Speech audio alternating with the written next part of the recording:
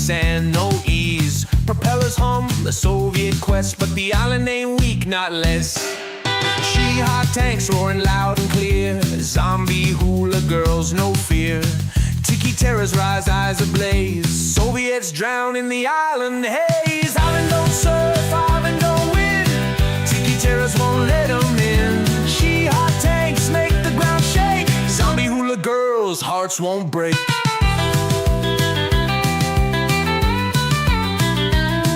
Under moonlight chants they clash, steel meets flame, bones will thrash. Cold War's heat, the island's grip, Tiki rage will never slip. Drums beat, wild waves take hold, Soviet shiver, hearts turn cold. In the depths of night they fail, Tiki terror's ancient tale. Island don't surf, island don't win, Tiki terrors won't let them in. She-hot tanks make the ground shake, zombie hula girls' hearts won't break.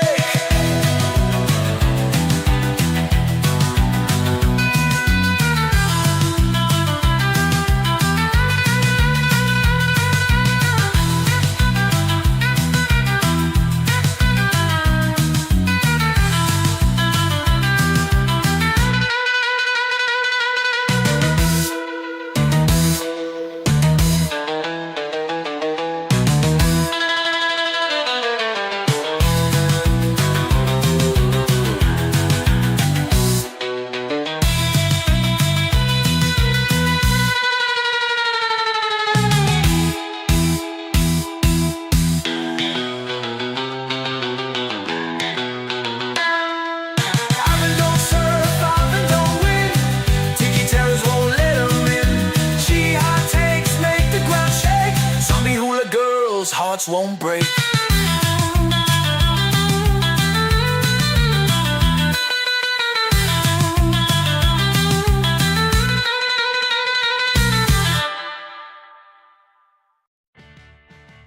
Howdy, it's your old pal, Tiki the Hut. Thanks for joining me again on another Too Late Tonight with Tiki.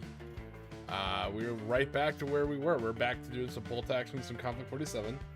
You can see my orcs in the background from the last stream, which was an absolute blast.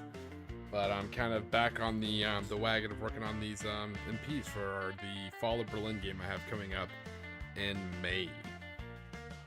Hey, how's we doing? Hey, what's going on, RK? What's going on, Bad Rabbit? How you guys doing?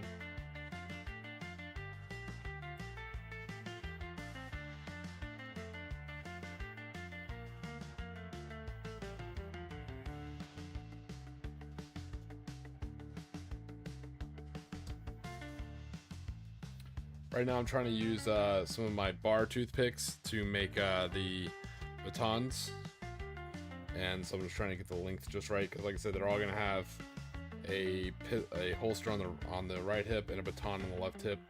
I said all of them have SMGs or BARs, so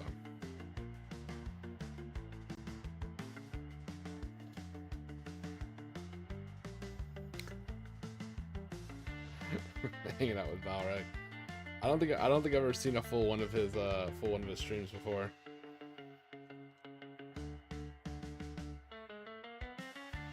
I'm doing all right, Rab. Doing all right. Just got off work, so not bad, not bad.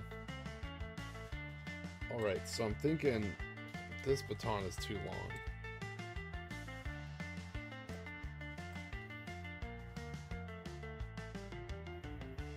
Yeah, that goes all the way down to his knee.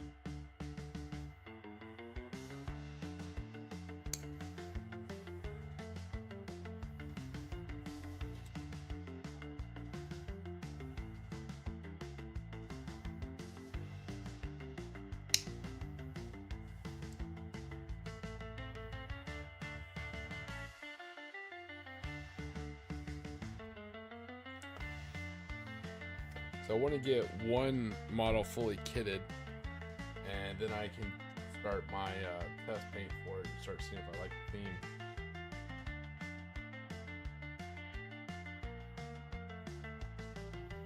Yeah, I think that'll do. I think that'll do for Billy Club.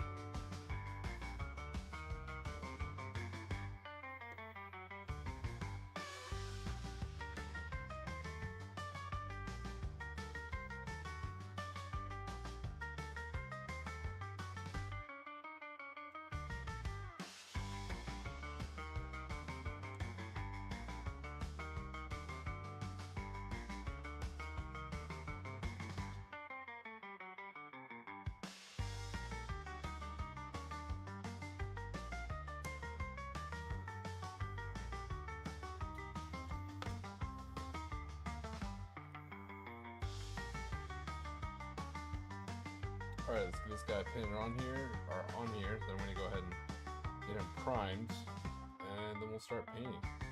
And slowly kind of figure out how we want these. This will be, I always have to paint one full model when I'm doing a new army so I can get a test of how everything kind of looks. If that makes sense, I want to see how everything's going to look overall. Alright, so I put his baton kind of to the back a little bit. It's not really where you keep your baton, but let's see how it looks inside.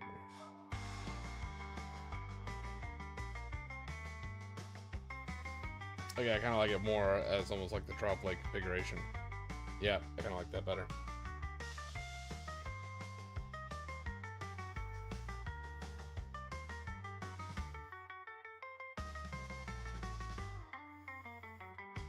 Alright, nice.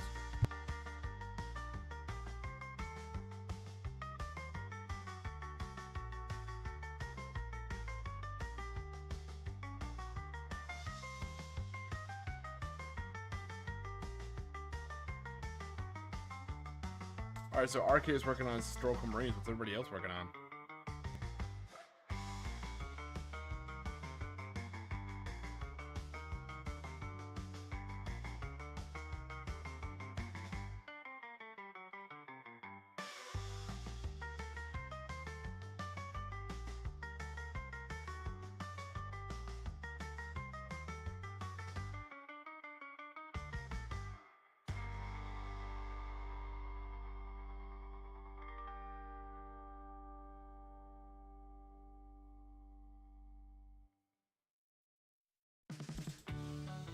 Hey Squidfizz, yeah, the orcs are coming out great. I was gonna go back and finish putting on a little bit more of the armor and bits and bobs on them, and I'm waiting for some cork to come in. Yeah, I've been drinking some champagne and some of my wine, getting a lot of cork together so I can do the bases, and then I'll get these guys fully kitted up and good to go. I think I have a truck coming in tomorrow, so I'll be building my truck tomorrow. I'm pretty excited. I was hoping it'd come in today so I could build it on stream, but it did not. So we are actually working on our Bolt Action military police guys. I have a couple of them out. I have one guy in the paint shack, as it were, getting primered, and we're gonna do a test paint scheme on him.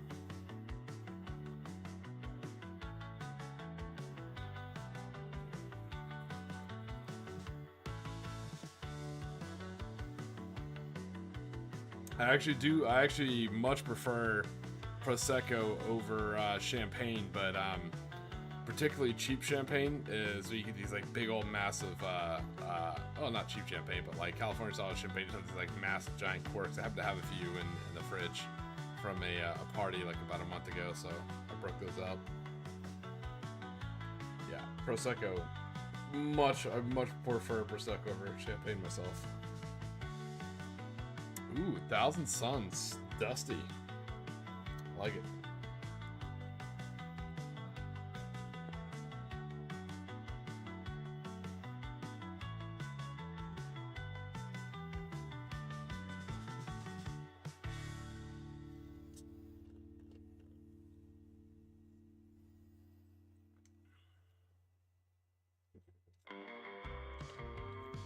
Let me dig through some of my bits, see if I can find some more holsters for these guys. Dig through the box of bits.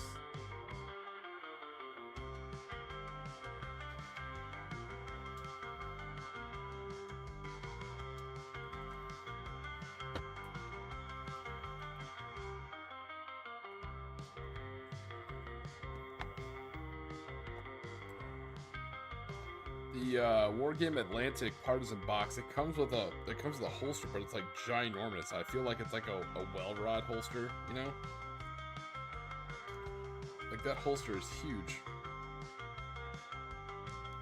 I just feel like it's like a Space Marine holster.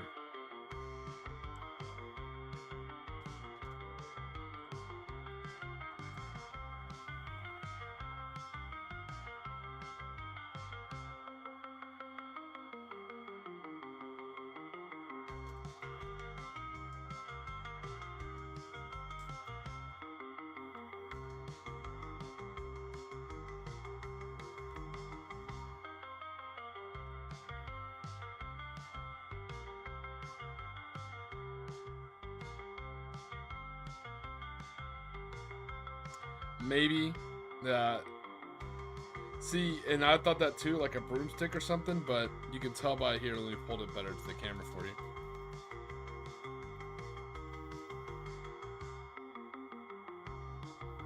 You can tell it doesn't look like the grip for a broomstick.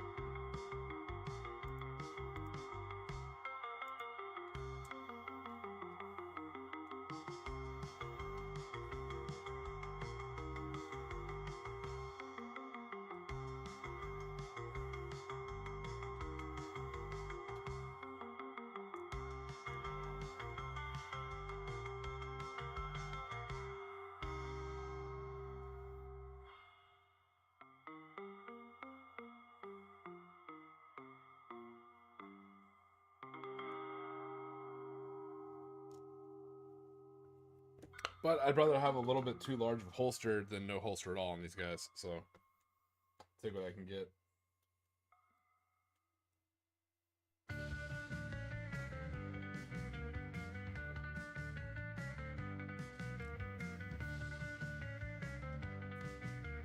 Yeah, that's probably exactly what it is. Yeah, someone's running around with an old Texas Ranger Dragoon.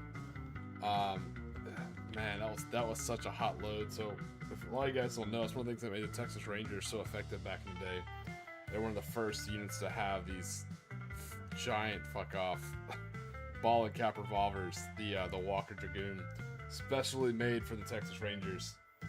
And it fired a round so heavy that I could actually, because they were fighting the Comanches at the time. The Comanches were fighting a lot on horseback, so they're like, you know, smaller in stature, but they kept fighting from horseback, like hit and runs. And so the Rangers at the time, everyone just had like single shot black powdered pistols and single shot black powdered long guns. That wasn't enough for them because that was only 2 shots, and they had to like do something else while they could keep launching arrows from their bow until their quiver was empty. So when they're armed with, you know, 1 to 2 Walker Dragoons, I mean, that's 12 shots. That's a game changer. And that round was so strong, and they wanted a round strong enough they could put the pony down, not just the rider. So yeah, one of those shots could actually drop the horse or the pony that they're using.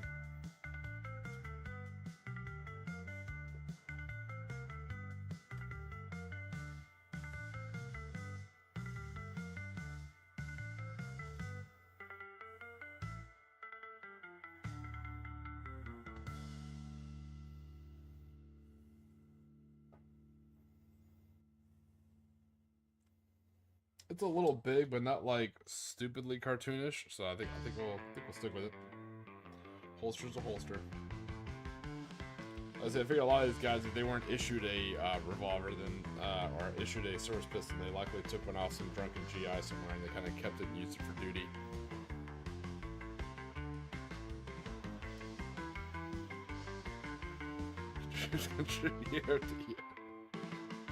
It shocks me how true that statement is, Sean.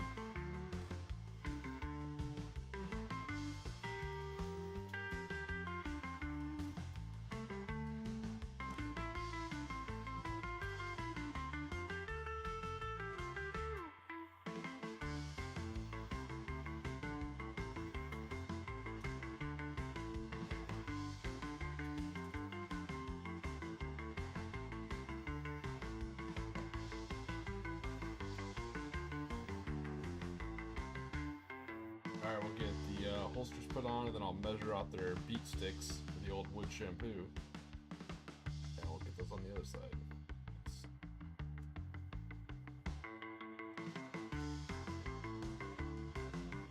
And we put his in like a can. Here we go.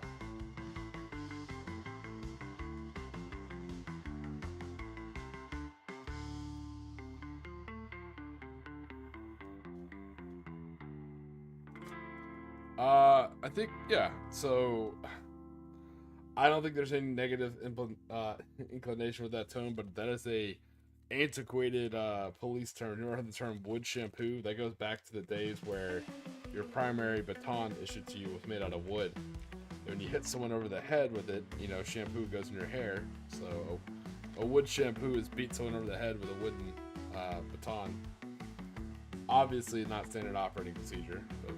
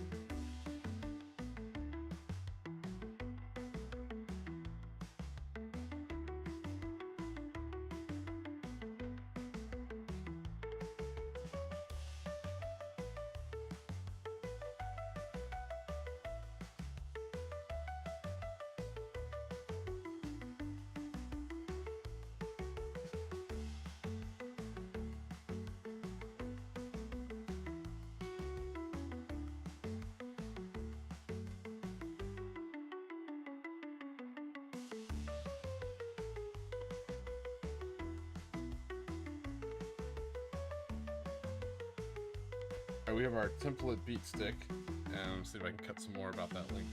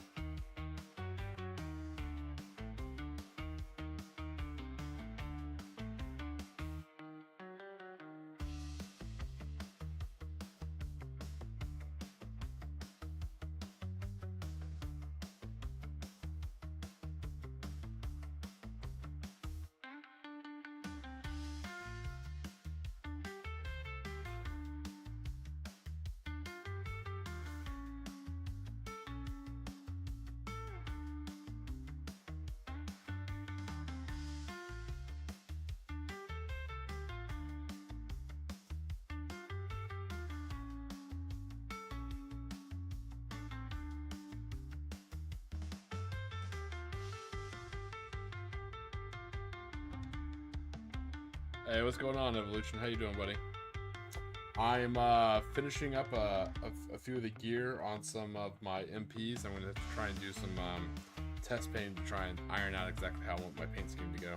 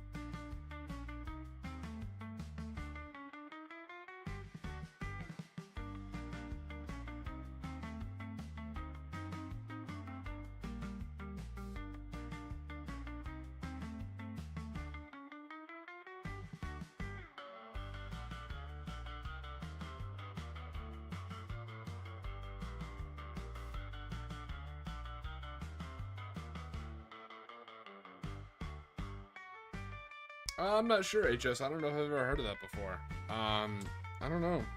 I mean, I know you do a lot of homebrew for your Conflict 47, so you should be fine. You can get to rule anything you want.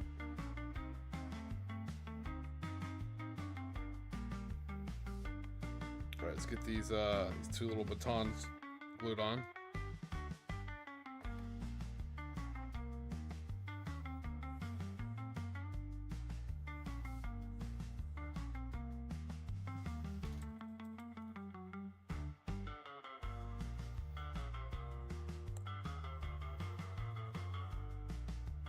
I think I'm gonna go with tan spats, brown boots, brown leather boots, tan spats, green pant legs, tan uniform top, almost like the jacket, and a green helmet, and then light green for the web gear. I'm thinking that's gonna be the template I use.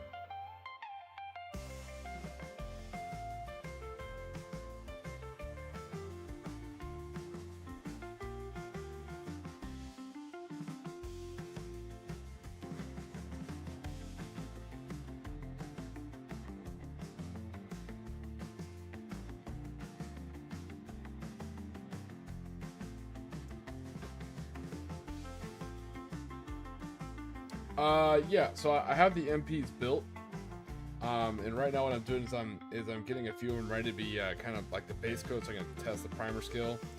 So as you can tell, they're made from like the Ranger box, the standard helmet. I'm gonna write, you know, MP on the helmet. Probably put like a little black brassard on the left thing. I don't know if I'm gonna be writing MP on the brassard. It's a little difficult. But yeah, they all have SMGs. I'm giving them all holsters on one side, and I'm giving them batons on the other side.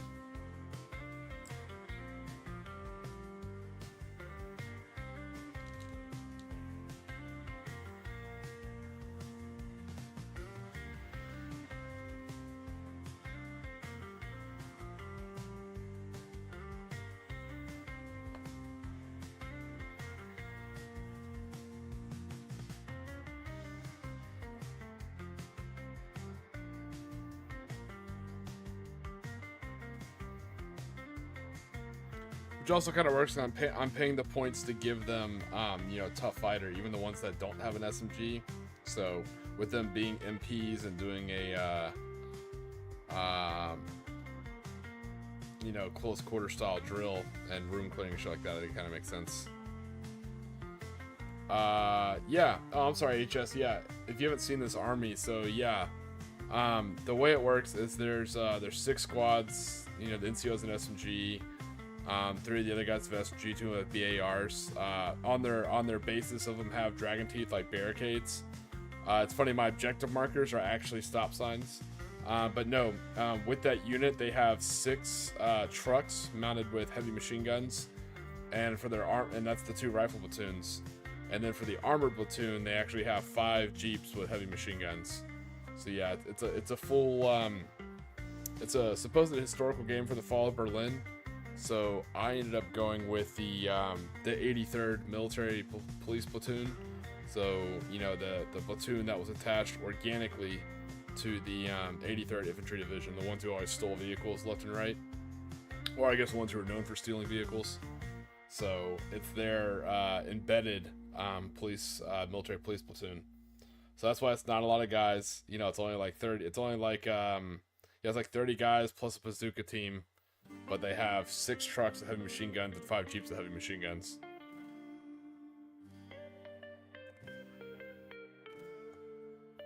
Alright, let me get these guys, get a base coat on them.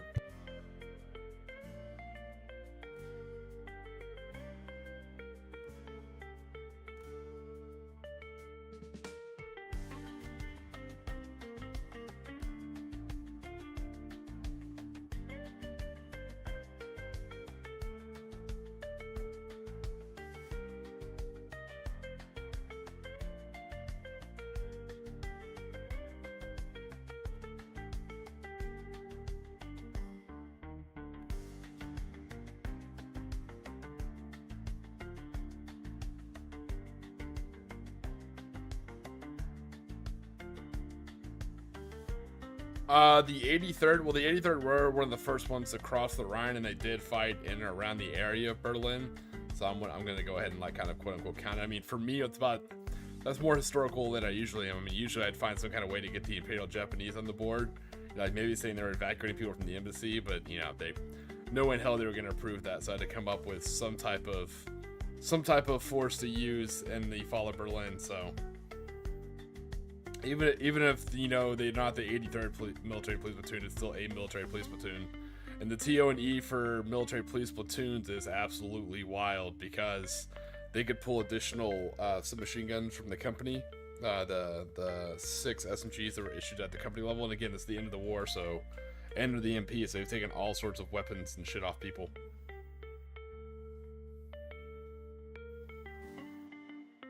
Alright, let me, while I'm waiting for those to dry, let me put up a poll for you guys.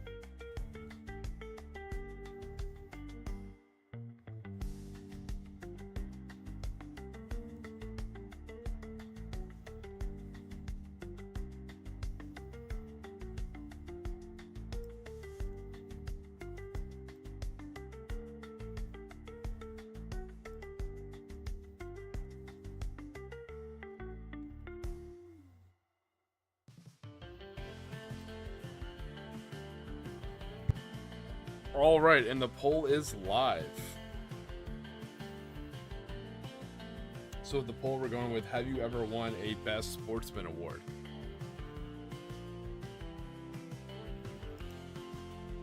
You'd be yay, nay, or you've never been to a competitive event.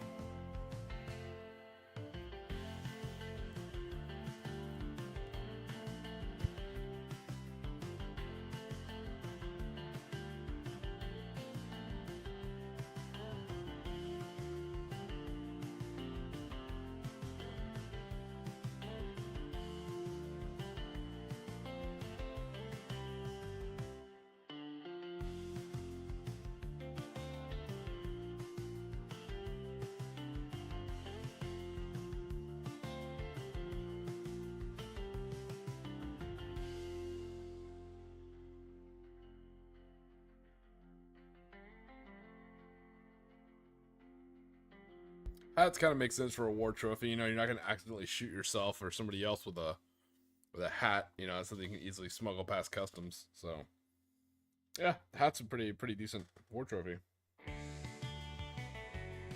Interesting story.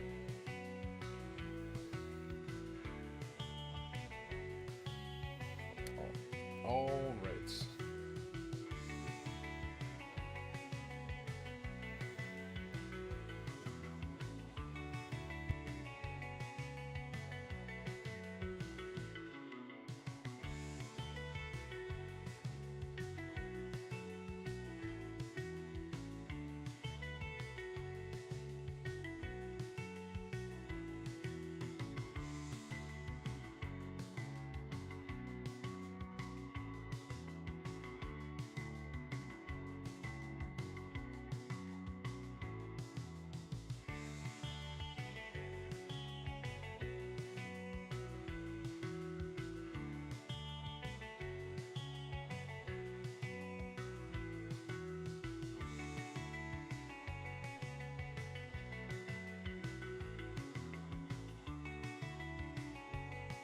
Alright, I'll be right back. Let me grab a tissue for my paintbrush.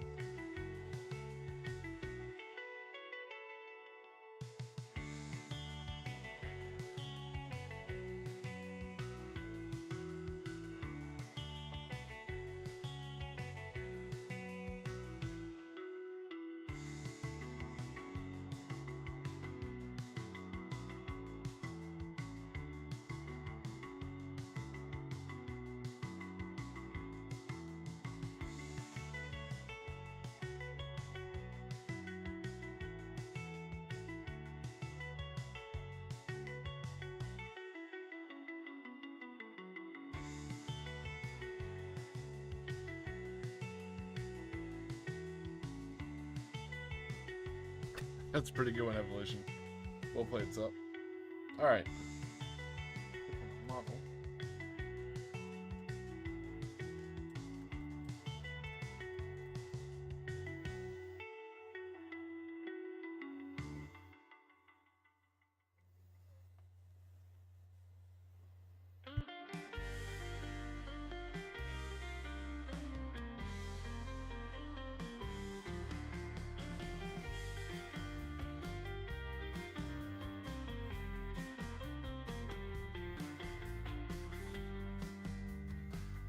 Alright, so we have his holster on the side, and we have his beat stick. Perfect.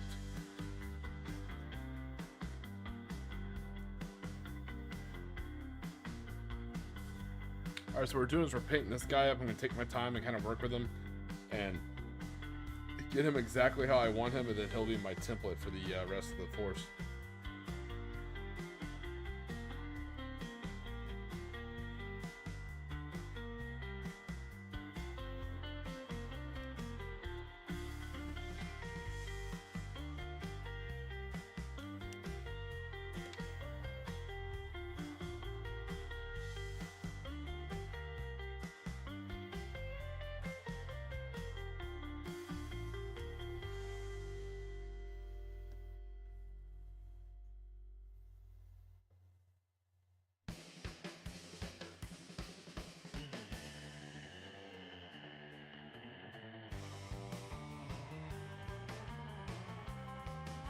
getting all my colors lined up that I know I'll need.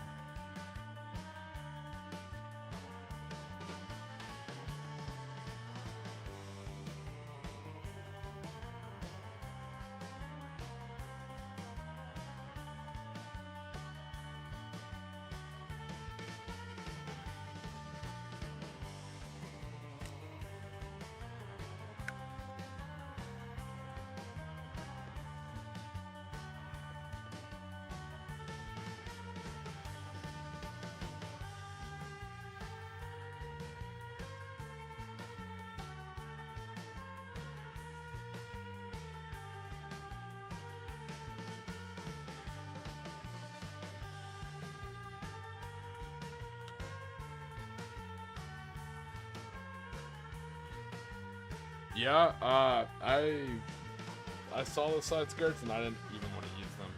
When I saw them on my tank kits, I was like, you know what? Nah, I'm good. They look like they're more trouble than they're worth, truly.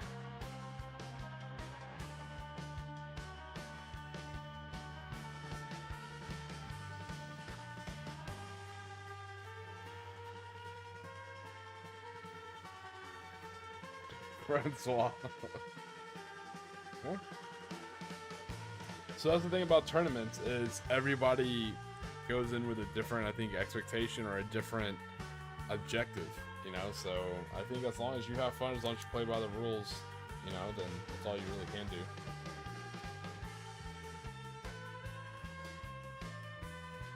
I just like picking y'all's brains because I'm not a competitive. I don't like going to competitive events. I like to find out why people like to go. I think it's interesting.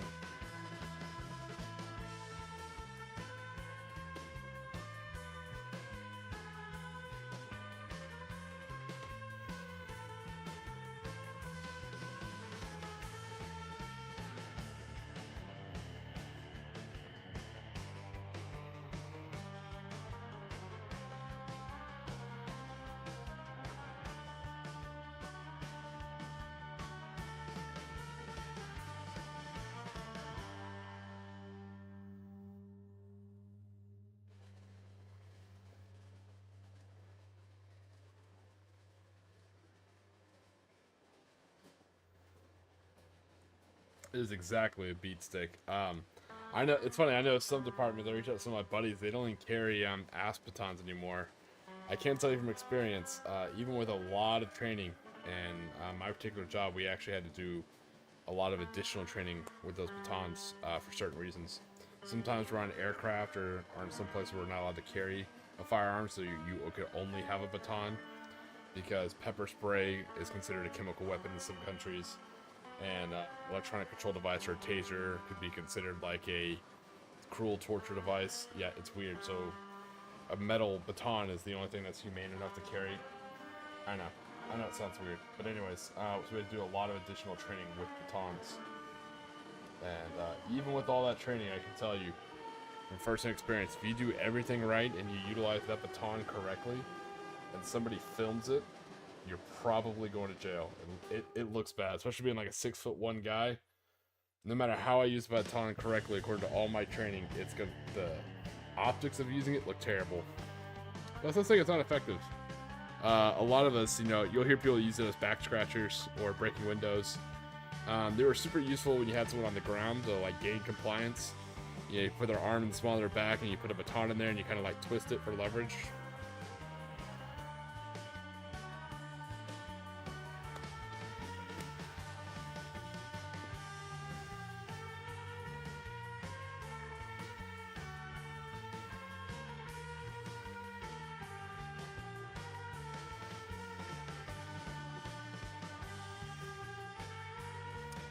Okay, Francois, so you're saying you see the most sportsman award as more of a popularity contest? I don't think I fully agree, but I think I can see why you would say that. Especially if someone is like campaigning for it, then yeah, I totally agree. You know, it's like running for Mr. or Mrs. Congeniality, you know?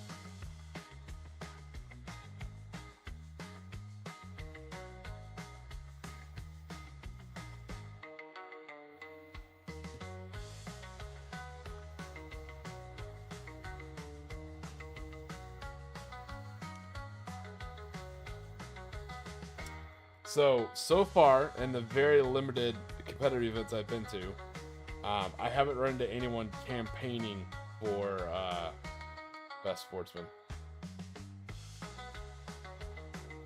But not saying it doesn't happen. I'm sure it does. But that's interesting.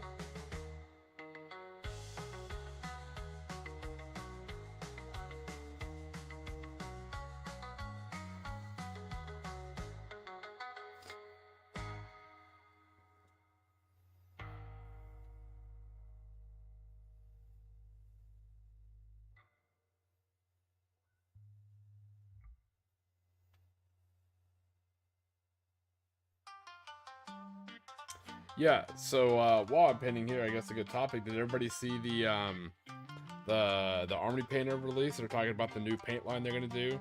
It's 20 shades in a box to cover each of the different main factions for Bolt Action. I think they're gonna make a killing with popular Bolt Action. Definitely getting quite popular.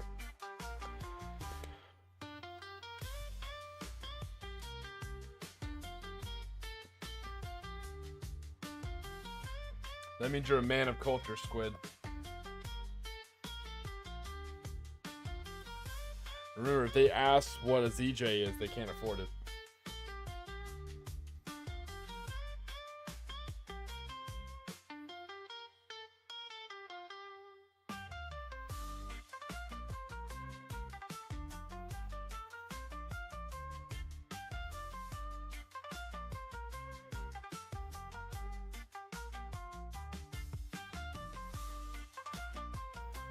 So we're starting with the, we're doing 2 coats of snakebite leather contrast. Probably one of my favorite paints of all time, honestly. I love the way that it dries and the creases you can get with it. So we're going to do his boots, then we're going to do his holster, and then we're going to do his sling.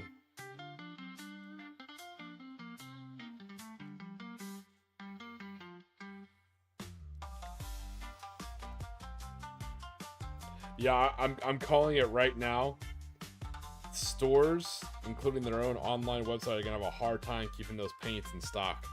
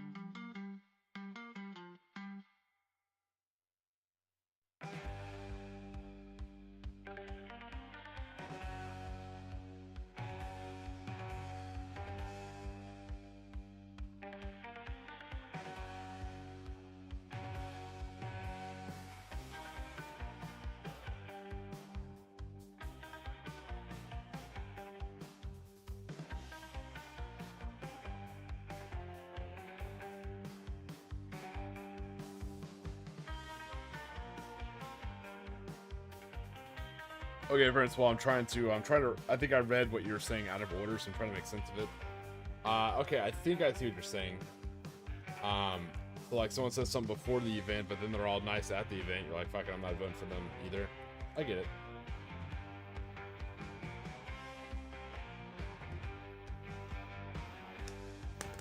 So the way I've seen it is, it's not something everybody votes for, because I think that is kind of like a popularity thing. I think it's just something that the way I see it is the TOs just decide, you know? The TOs decide, like, hey, who added to the, you know, enjoyment of the event, you know, just by, you know, whatever it is that they were doing, like who was a net positive on the overall enjoyment of the event.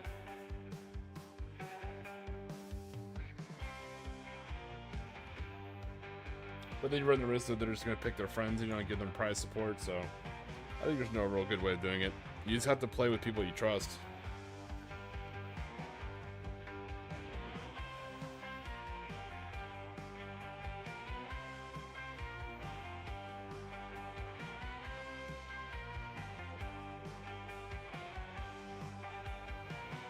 Oh, oh, I thought you meant me for a second. I was like, Francois, I don't think we ever played each other, but okay. I see what you're saying. It's a hypothetical. I got you. Okay. For a second, I thought when you're like, you're that guy, and I'm like, have we ever even played? I don't think we have. I was like, I played, you know, a few people, but I think I'd remember.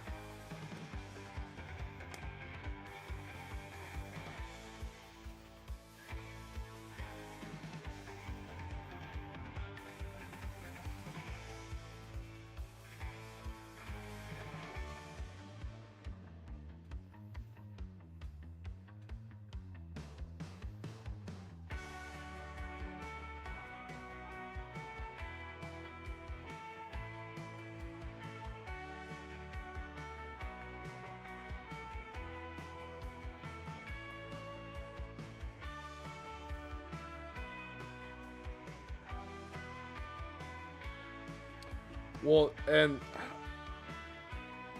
I don't know. So, you know, here's another. So I'm glad I asked that question because it's already started a pretty good discussion. That's what I like about these chats. We always talk about something.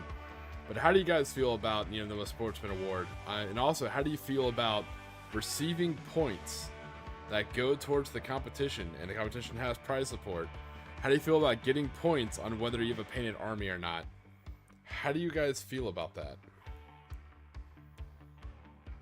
I don't want to close out the other poll, but I'd love to see what you guys think about.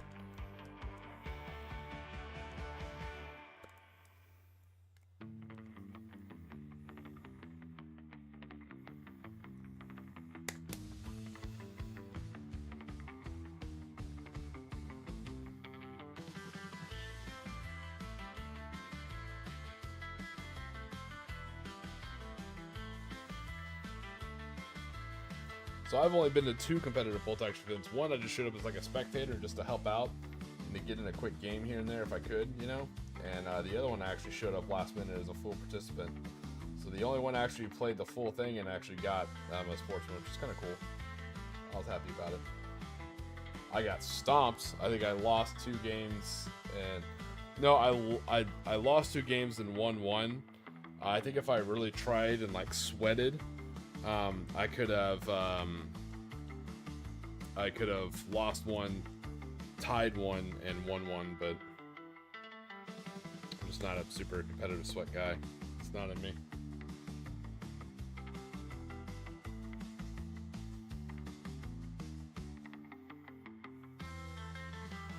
When I came down like one of my last models, I decided to bonsai charge. It's 2nd edition, by the way. So I had a bonsai charge into my opponent's units, his artillery units, and just, you know, kill for fun, rather than like, you know, contest an objective and do that whole thing. It's just like we were talking about yesterday about Warhammer 40k. Like, I'm not interested in the secondaries. You know, it's like, you know, I like scenarios, you know, or I like, you know, tabletop carnage. I hate sometimes like unnecessarily mixing the two can be a little bit annoying. Let's see what you guys think.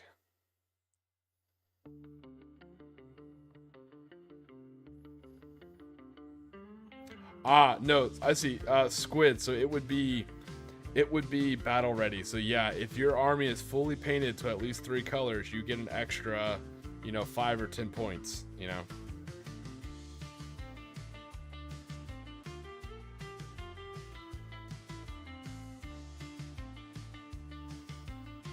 Okay, so I have heard different things, and I would love to be schooled and educated on this topic.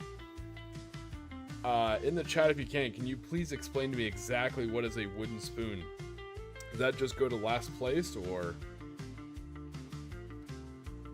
As someone who doesn't frequent the competitive scenes, I don't think I get the inside joke of the wooden spoon, and I would love to learn it.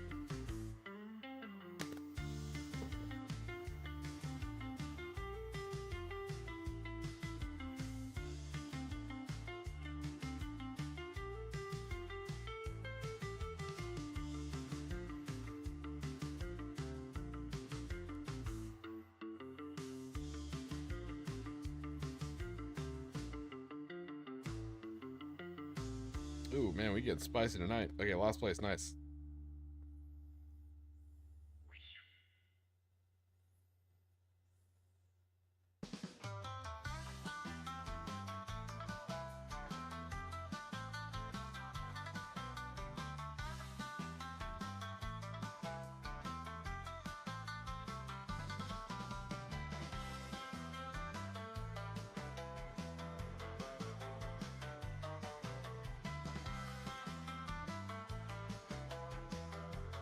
Okay, usually goes to last place. Okay, that's cool.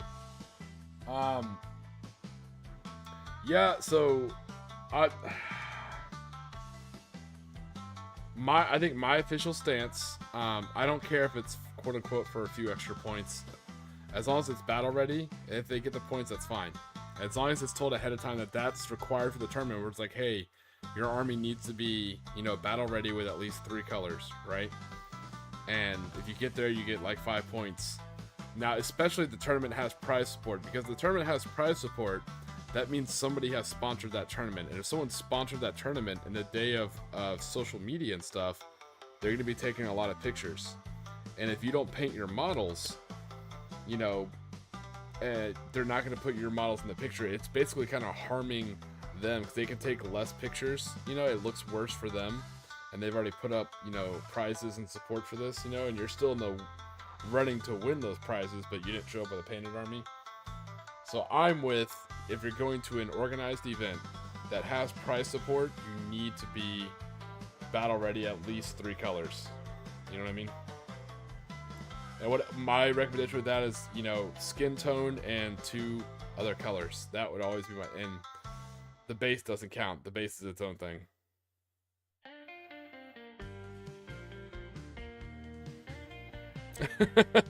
Mad Larkin.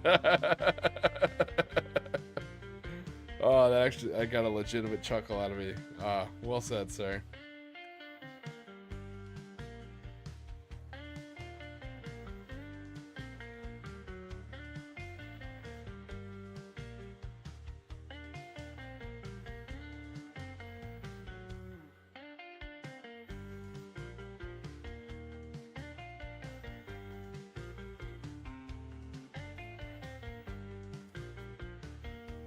Well, I figured, especially if someone has painted, if it's just a learning game or a casual game, it's not a big deal.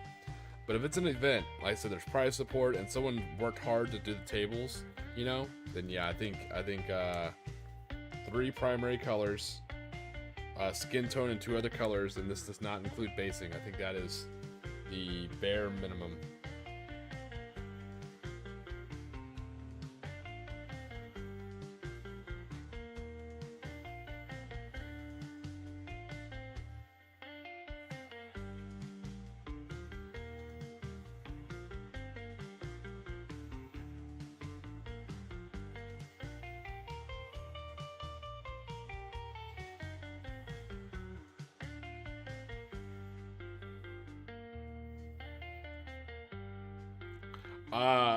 I mean, I don't know.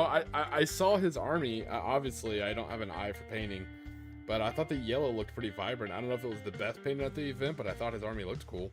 Okay, so while we're on the topic of controversial opinions, let's talk about best painted. The reason I'm asking you guys all this is because I'm running the Clash of the Caribbean, so I want to get all y'all's opinions ahead of time. So, do you think best painted should only be best painted? And hear me out while I explain, or do you think modeling goes into a play? The reason why I asked you guys, because I think I'm a little biased, because I'm not a good painter, but I love kit bashing.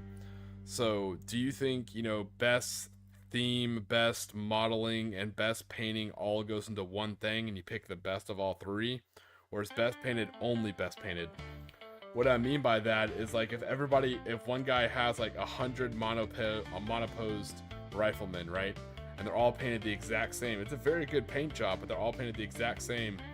Versus another guy has 100 riflemen, but they're in random poses, and he has really cool basing, but obviously his painting skills aren't as good. Which do you give the award to?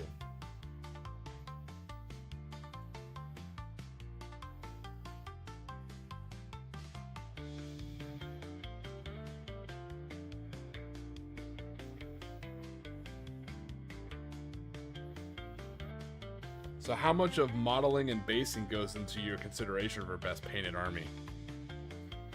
Ooh, I think that's a good question.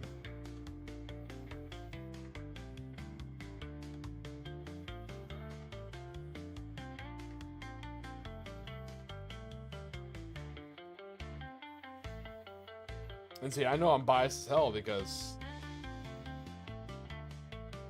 don't know. I'm more impressed with kit bashing and modeling than I am painting. But again, that's my own bias. I'm trying to check that and leave it at the door. You know.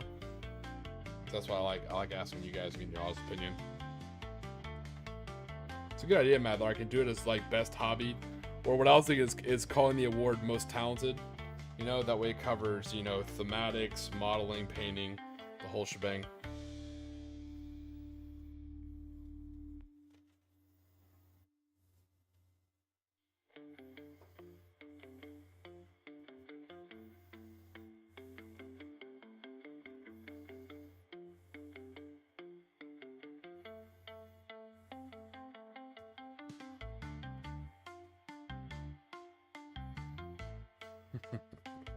Man, Evolution, you're just on it with the puns today, man. Well done. I think it's like your third one. I like puns.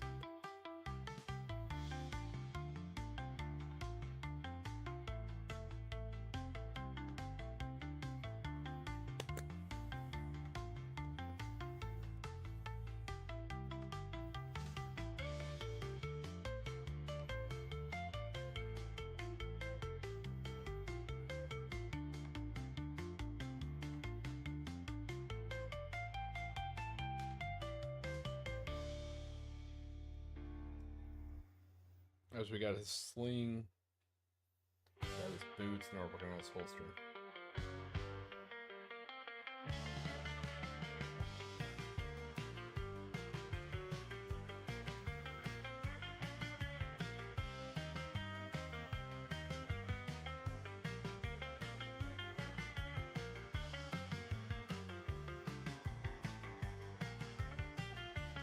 I was excited to play these guys in May.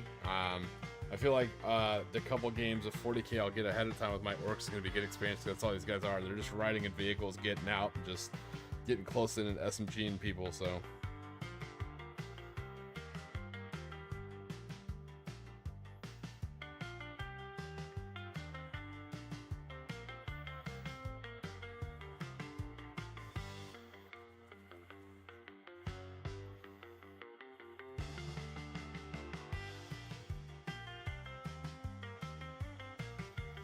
I'm telling you, also, y'all feel free to, y'all can see it in the chat, so feel free to talk to him. I'm glad he said something because I don't want to spill his beans for him. But Mad Larkin's considering streaming. He's been putting a lot of work into it. I personally like to see him stream. I think it'd be awesome. He goes to a lot of events. He is very knowledgeable in tabletop wargaming. You know, particularly here stateside, a lot of people, you can get a lot, but a lot of the people are again in the UK or other places. So I would personally like to see a stream of someone here in the States who goes to events. I think it'd be cool to pick his brain and hear what he has to say.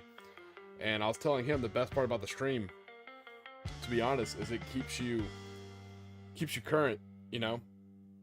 Like I got off work, I had time to hit my gym, and then I came back, showered, and I had just enough time to like sit down, and I didn't have time to prime these guys. I literally had to prime them as I was like putting the intro song on, you know? So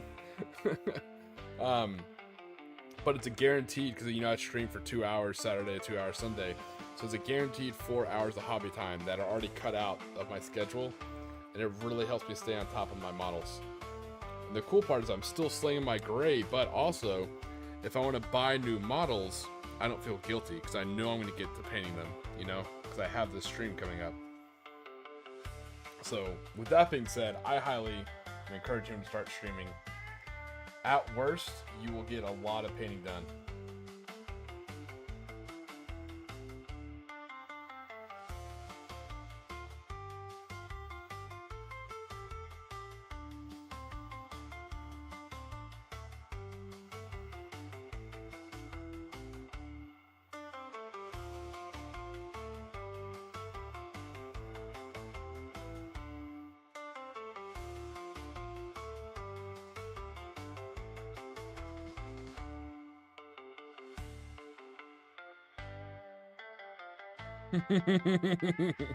Very true, Evolution. Now that they're ready for some crumpet. I'm so excited to play with them and get them painted and stuff. I'm really excited to get into it. I don't know why I never played Orc beforehand. Like going back and reading all their models, every unit just kind of makes sense. The lore is easy, you know. The different, yeah. I'm a huge fan. Can't believe I never played in earlier editions. I did prime. Hey, I primed. Bastard.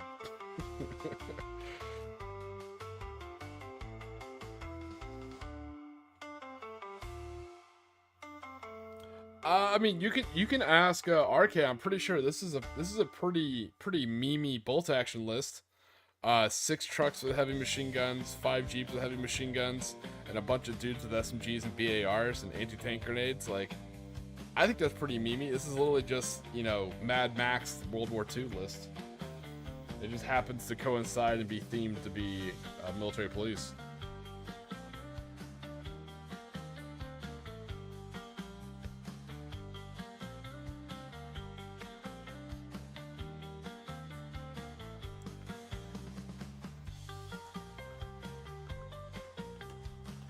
See, RK, if you come to the event and you bring Americans, you can actually, there's plenty of room in my truck. I can drive your riflemen in my trucks and move them up the board pretty quick.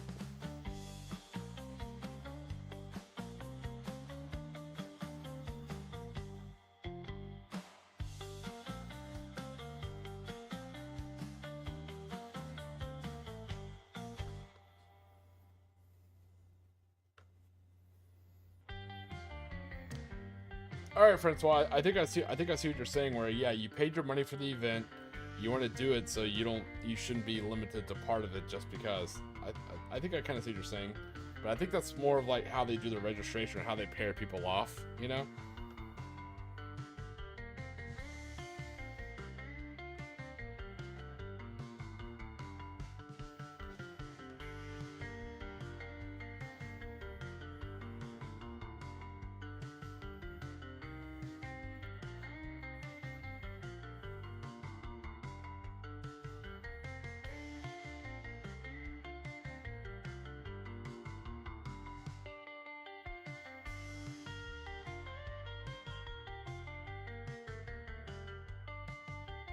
So see, yeah, that's my question, Francois. I've always thought that was like, and again, feel free to correct me if I'm wrong, because I don't go to the event, so I don't know. But I always thought that was like part of the excitement, kind of, about going to a competitive event, is you could show up, and you could get, you know, stopped and walk away with nothing, and you're just left there with, you know, just the gas money and lessons learned, you know? Or you could do really well and win. It's kind of like gambling at a casino or playing like a roguelike game where you can't save scum, you know? I don't mean that. Hopefully it doesn't come off insulting. That's not my intent. It's just I thought that's what some people liked about. I don't like that at all. That does not sound like a good time to me. I don't want to gamble my off-duty time like that. Hell no. That's why I was always mystified when people did it at competitive events. But I thought that was kind of like part and parcel, you know?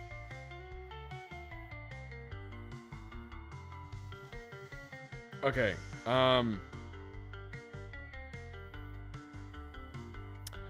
Okay, so Squid and Francois, can you guys explain to me, who doesn't do competitive events, what does a buy mean? Because you said like your first round would be a buy. What does that mean? I don't understand what a buy is. See if you guys can help me. I appreciate the wooden spoon. I get wooden spoon now, but what does buy mean?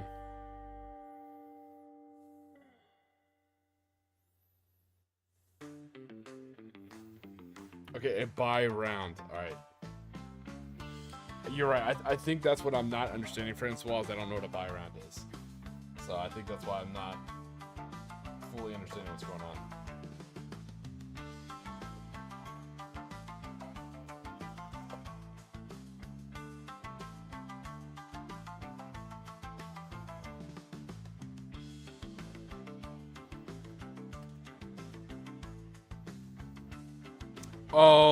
Oh no, that's shitty. Oh no.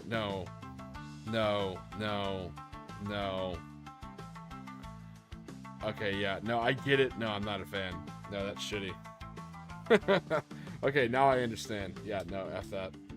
Well, to me, I don't know. As a TO, hopefully you have more than one like TO going around. That's why you should always have someone like an alert 5 with an army and just like place one real quick. That way they at least get a game, you know?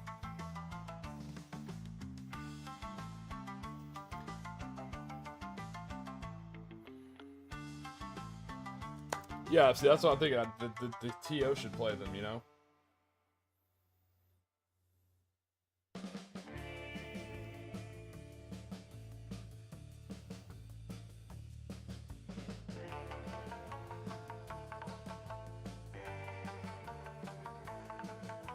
Okay, so that brings up another question.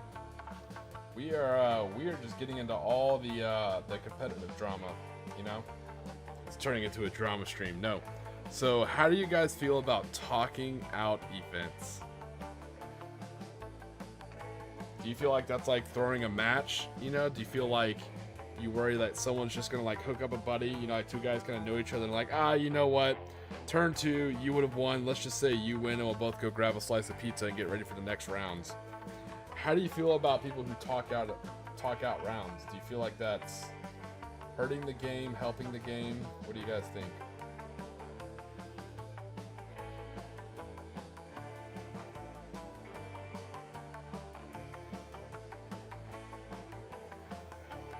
I'm learning so much from you guys. I appreciate it.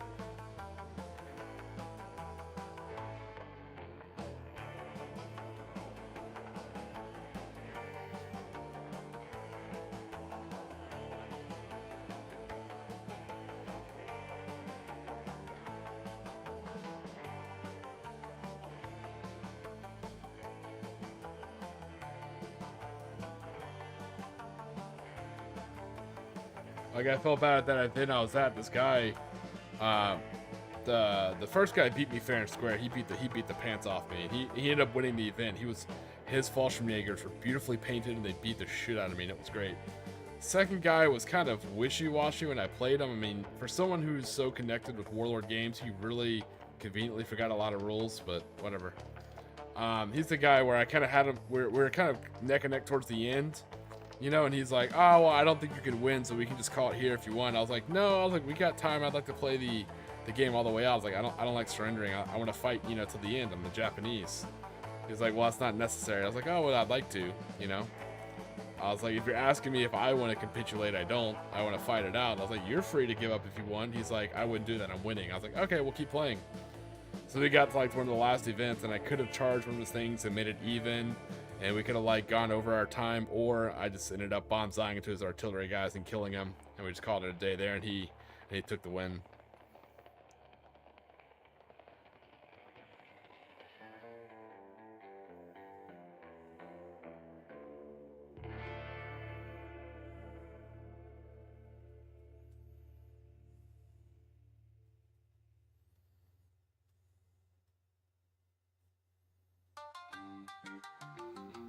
Well, it's also one of those things because what if you're playing a guy who's clearly cheating or you're not enjoying it?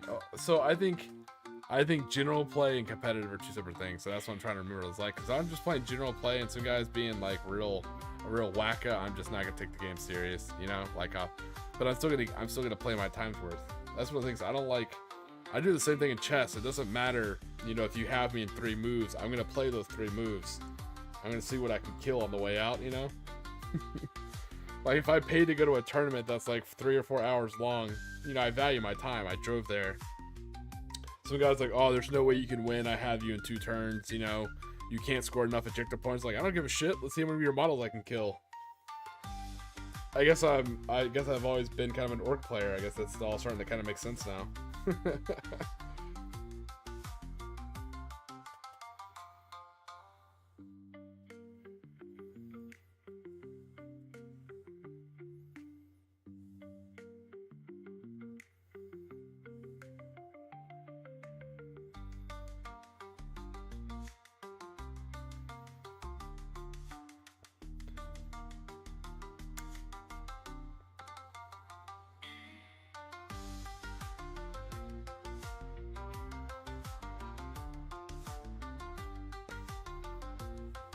Yeah, see, I'm with you, Squidfist. Like, look, man, I bought these models, I built these models, I painted these models. I'm here to commit controlled acts of violence simulated on a tabletop. Like, that's what I'm here to crump. You know, I'm like, let's get crumping. And I was like, I still got 20 minutes of crumping time. You know, let's do this.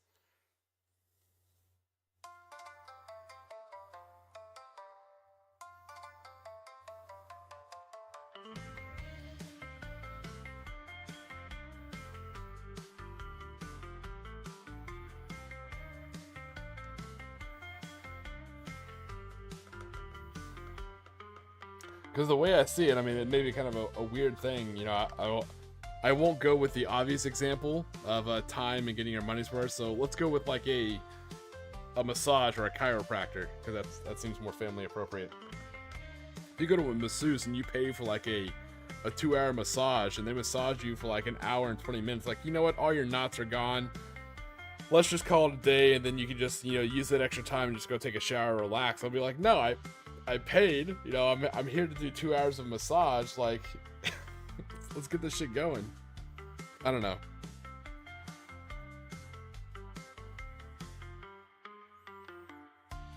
Yes, crumping it. I haven't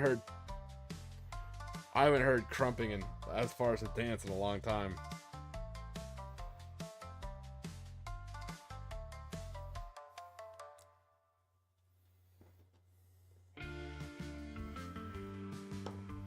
Only in Singapore. Faulty comparison.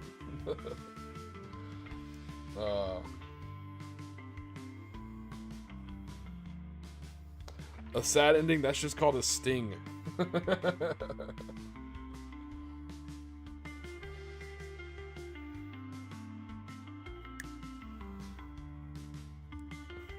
If she doesn't have a neck tattoo, she's probably a cop. Okay, fair. You know what, Squiggler Sean? That's fair. That's fair, you're right. I didn't pay for the other person's time. Okay, you know what? I got it. Let me make a better comparison. Sean, you're exactly correct. I was just trying to make a joke, but you're right. What about poker? What about you enter a poker tournament, right? It's a buy-up front. Everyone paid the same buy-up price. Everybody has the same chips.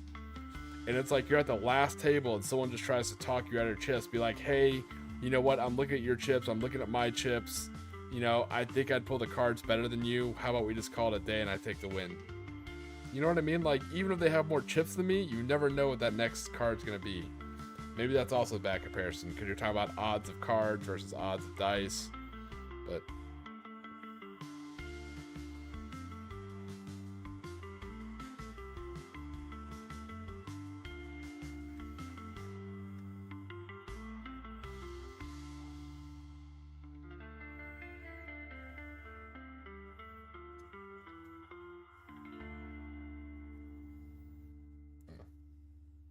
But no, it's a very fair point, Sean. That was a bad comparison, but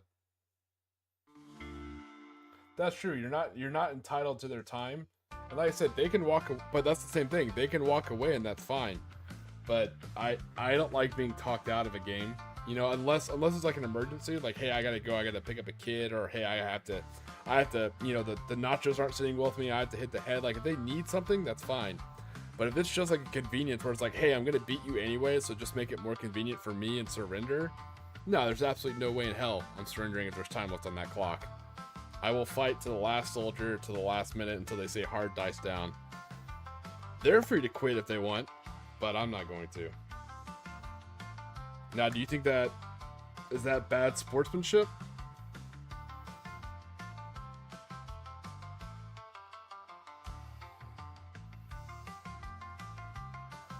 Yeah, even if there's no way I can possibly win, you know, I did still pay. I'm not paying for their time, that's fine, but the time on the clock's the time on the clock, and we agreed to the time ahead of time, you know?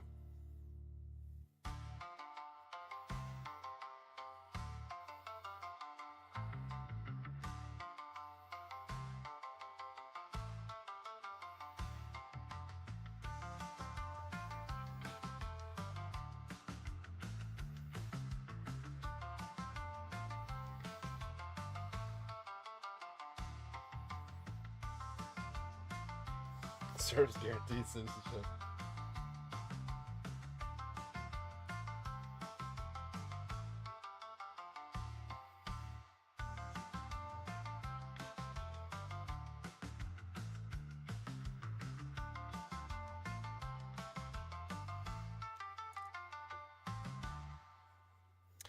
Yeah, and as I said, particularly, yeah, I'm really interested in your opinion, Mad Larkin, and Sean's, 'cause I know you guys go to a lot of events.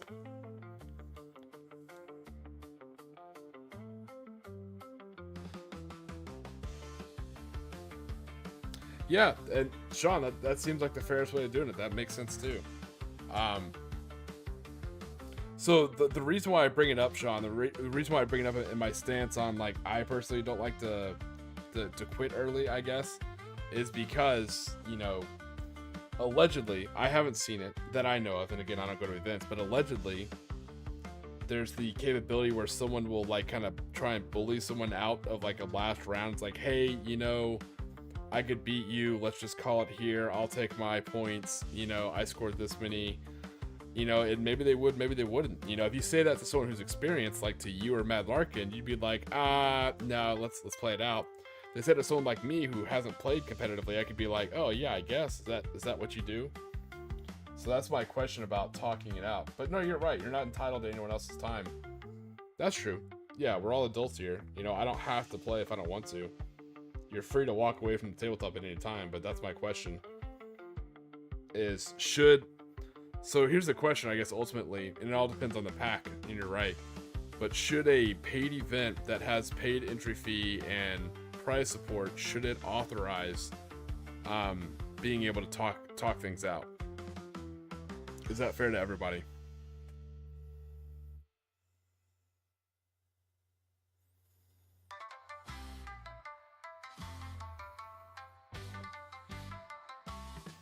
And that's fair, Mad Larkin. That's exactly fair.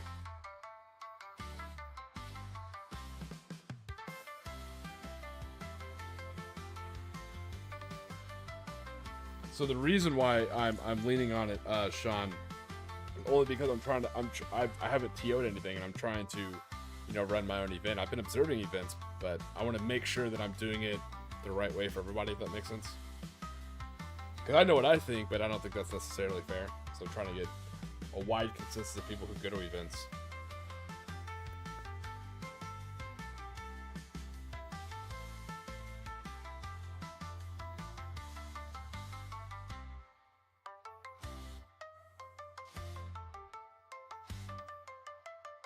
Wait, hockey players. Did I miss something?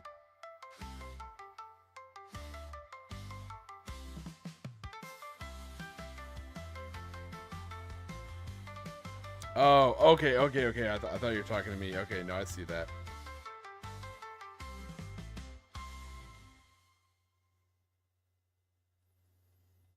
Yeah, no, I'm Francois. I'm with Sean kind of this one. Yeah, like I said, when I made my masseuse, it was kind of more of a humorous example. But if you bring it up, yeah, racing team's not the same either because they get paid to be there. Yes, it's not really the same either.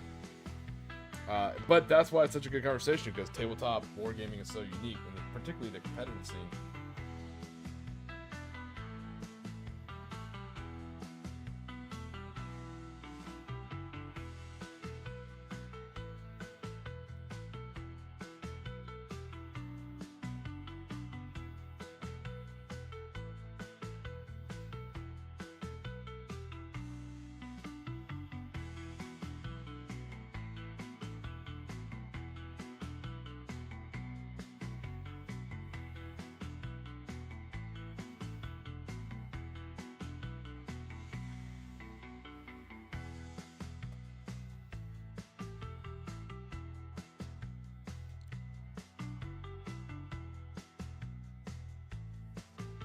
Okay, I kind of like that, Mad Larkin. I like that you still have to finish your game. You can't just, like, assume you scored auto max points, you know? I like that you still have to play it out because, yeah, from what I understand, because I still don't understand the competitive 40k thing with all the secondaries and shit, but yeah, let's say you have secondaries that you just don't have the models to go and grab, and there's no way you could do it before dice down, then yeah, that makes sense.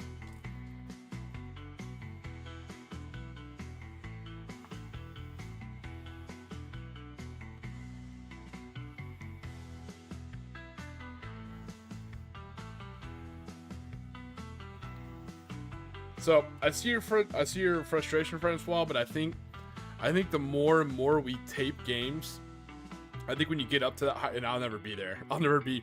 Like I said, this is a horse, or this is a race I don't have a horse in, only because I'll never be at the high level competitive stuff. But I think when you're at the point where you're driving so far, and you're actually concerned about winning the prize, and not that I would, but I understand where people are. That's a legitimate way to play the hobby, I guess, but. At that, yeah, I would insist on games being taped, you know, or being live, because that's where you catch a lot of people doing some shady shit.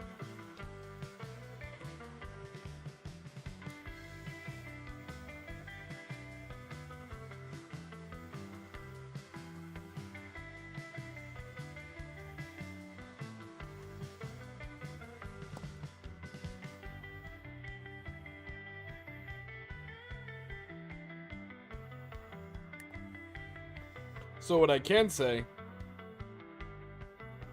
is that, you know, for my personal event, 'cause I worried about a lot of the stuff myself.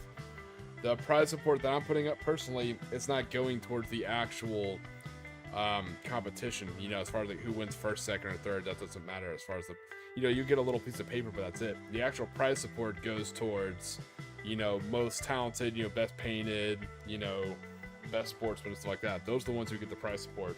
At least on how I'm going to run my events.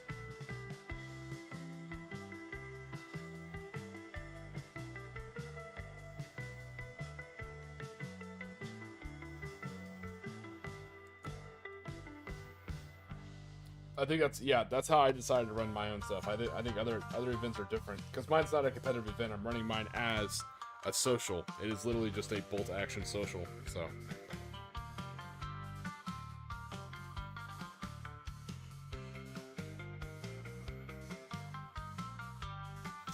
yeah, and I said I'm not doubting you, Francois. I'm sure that does happen, but you know, yeah, best hugger, biggest hugger, exactly. I'm sure that does happen, but I mean, they would do that in anything. Tabletop that would be unique. It's just how those people are. If they did Little League, they would somehow figure out a way to rig sorry, that's hard to say. They'd find a way to rig a Little League competition, you know, and win that way.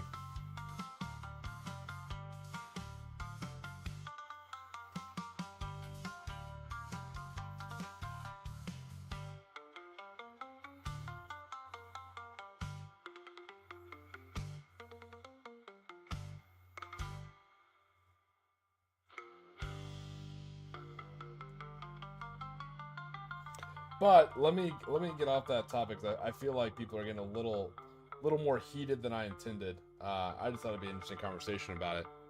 It's actually coming out pretty well. But let's see. I'm trying to think of another topic that's a little less controversial. You know what? Fine, I got one. Still controversial, still a good conversation, but maybe a little less heated. Like I said, things get weird. I'll tell you this right now. My big takeaway, you know, feel free to disagree. I'm a nobody, you know, but things get weird when you try and involve money. You see what I'm saying? Like my event, for the actual event, there's no cost. You know, it's just when you show up, when you get your room for the cruise ship, you're already on the cruise ship. You know, but I think when you start involving money, people get weird. Understandably so, of course, but that's my big takeaway. Anyways, so next topic is basing. What do y'all consider the bare minimum for a based model? And should basing count as a battle-ready, fully painted army?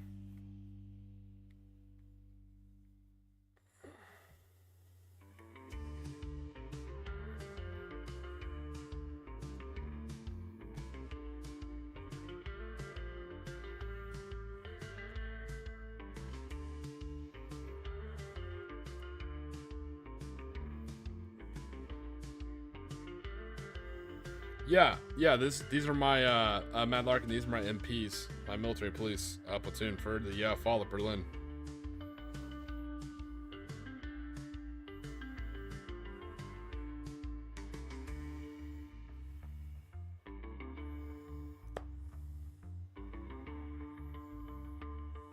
Okay.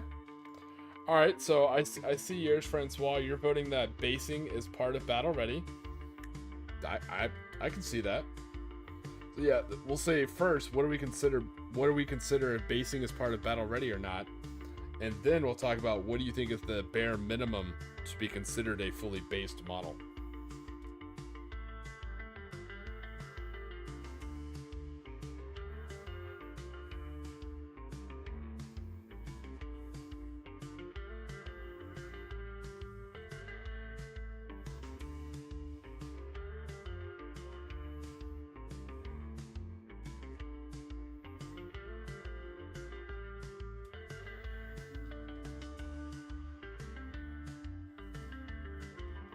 Hey, what's going on, Courier?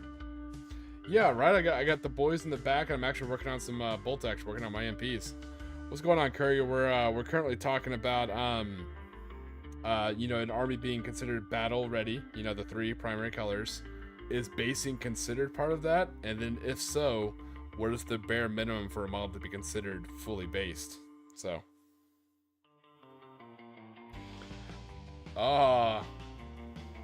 Squid Fist, a little old world humor. I like it.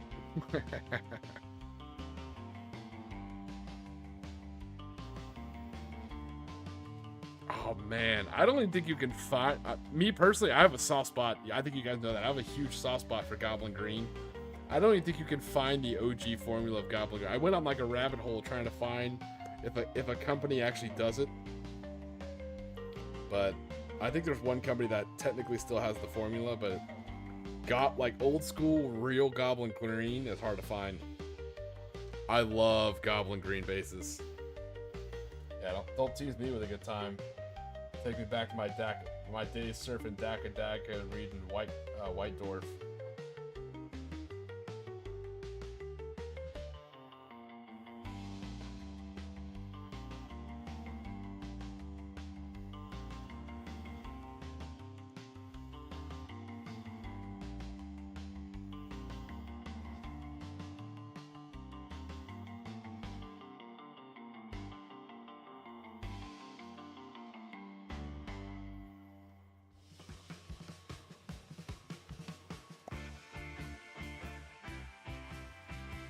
It's definitely one of the paints of all times. Oh, man.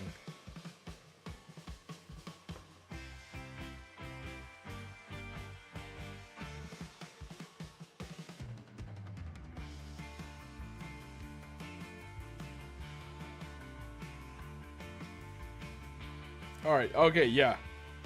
Alright, Courier. Base bare minimum equals technical paint like Astro Granite. Okay. Let's see what the old Squig Hunter says. 3 layers of texture, everything painted, shaded, and highlighted. Hand sculpted points of interest. Anything else is plebeian and should be mocked and fined.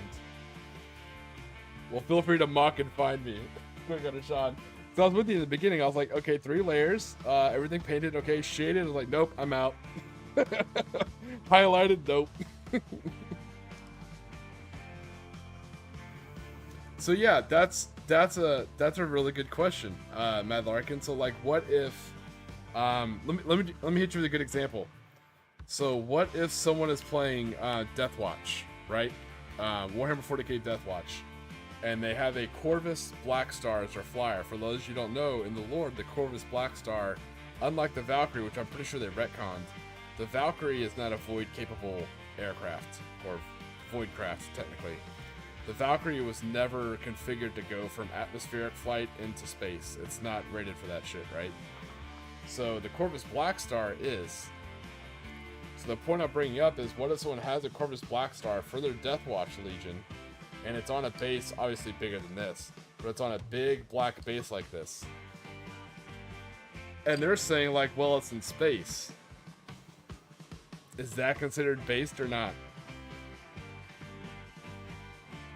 Yeah, that's who I found Evolution. It took me to those guys for the old Goblin Green formula.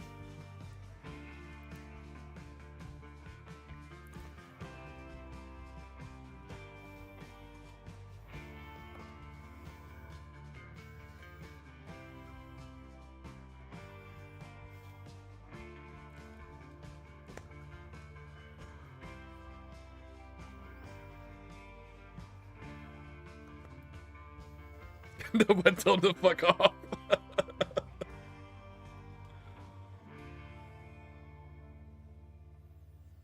Yeah, I know. When I saw that evolution, I lost my mind. Well, it's even before that. They used it in the Inquisitor Martyr game, even before Rogue Trader. And yeah, thank you. Yeah, Evolution got it too. Yep. Yeah, they used it in that one too, and it blew my mind. I was like, because that was one of the things I was a nerd about. I was like, those aren't Voidcraft, you know. That's why you have like the Arvis Lighter. The Arvis Lighter was Voidcraft. Even the Marauder is technically a Voidcraft.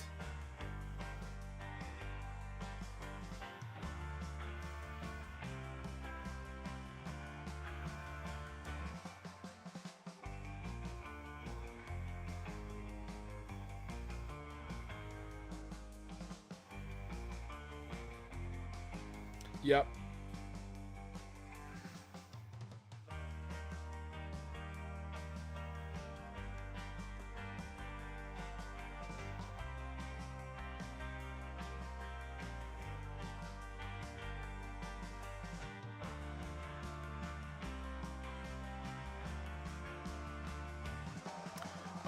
Yeah, and the Aquila lander. I agree with you, Larkin and Sean. I know I've been saying it like 8 times tonight. But no, I think he does need to have some kind of paint on it. I was saying that to be pedantic, you know, I was trying to think of a really good example. But no, I think the first my first models I based, my first 40K models I built in a hotel room, you know, when I was on TDY. So I took PVA glue and water and I thinned it down and I painted it on the base, and I had gone outside to the parking lot and just gotten a whole bunch of like sand and dirt and rocks, you know, and that's what I based my Chaos Cultist in. The little push fit cultist, you got like 5 in a box. Those were my first models. I based them in like sandy gravel and rocks, and then when that was done, I painted it back over with that watered down PVA glue to try and seal it.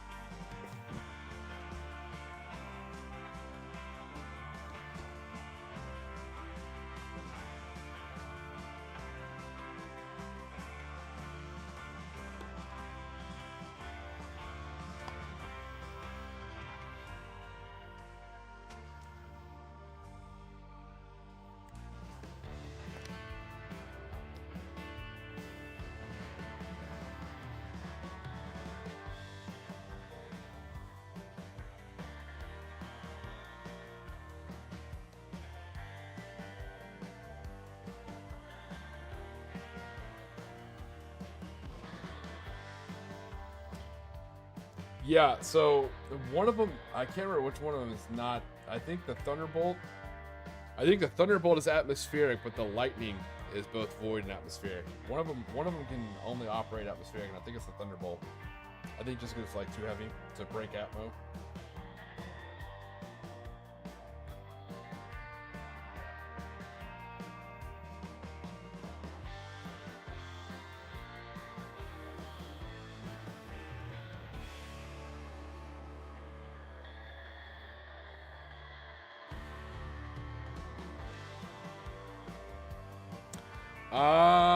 So that's the thing, Francois. I think 40K is, you know, using the term 40K, that's such a wide term, and it's changed, and it's nothing to do with you or with Valkyries in general. There's been so many lore changes to all sorts of stuff. I think Valkyries are just one of the many things that have changed lore-wise over the editions. Because traditionally, like in the old Battlefleet Gothic rulebooks and stuff like that, Valkyries were not Voidcraft. But I think now, I think for simplicity, you know, they're like, yeah, they can fly in space, and they'll probably just explain it. We're like, yeah, some cultist of Mars found in STL now they're void capable Valkyries, which is fine, you know, it's cool. That was just one of the things that changed for me. New Soviets.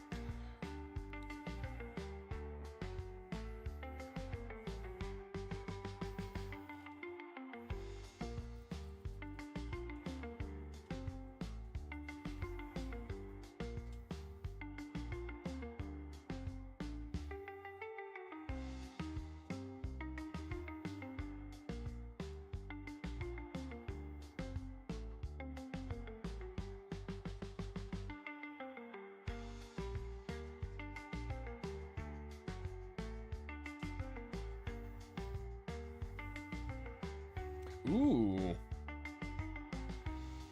I do like Imperial Fists.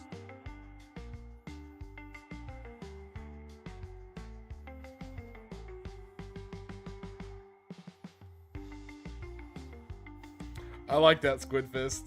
You know, just like bad reports. Yeah, so it's funny you mentioned 2016. Like I said, I think the lore, I noticed the changing in the lore. I think I always talk about this, so sorry if it's a repeat thing. But I think right around 8th, you know, it's like right when Cadia blew up and stuff, I was just like, I think I'm just gonna stick with the old books.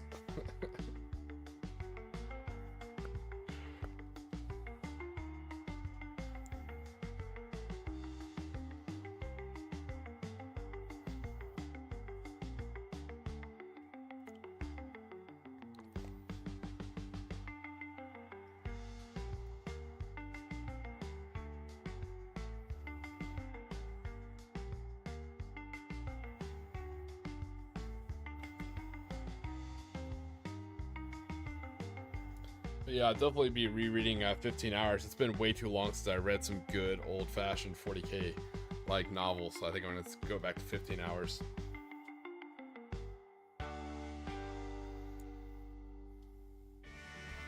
So with this, again, I'm just trying to keep it simple.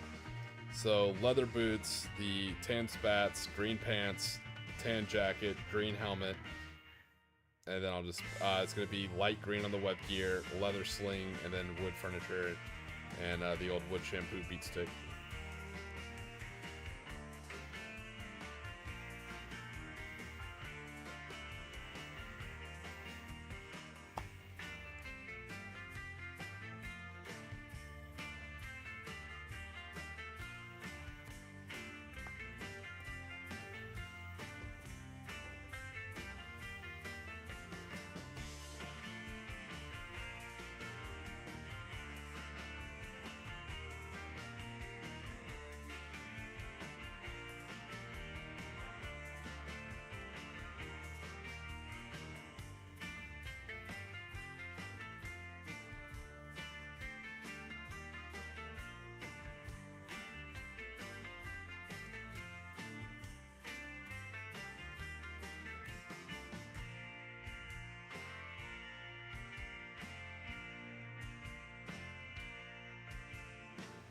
Yeah, so far I'm liking it. I do like jeans that are cold. I always thought they're cold. The Keller Morph. Courier, do you have a Keller Morph? Are you running one in your army? I know he was cool in 9th edition where he had like the, I think it was like worm tooth rounds for his pistols. He was super cool, but I don't know how he is in 10th. I don't know if he has all his usual stuff.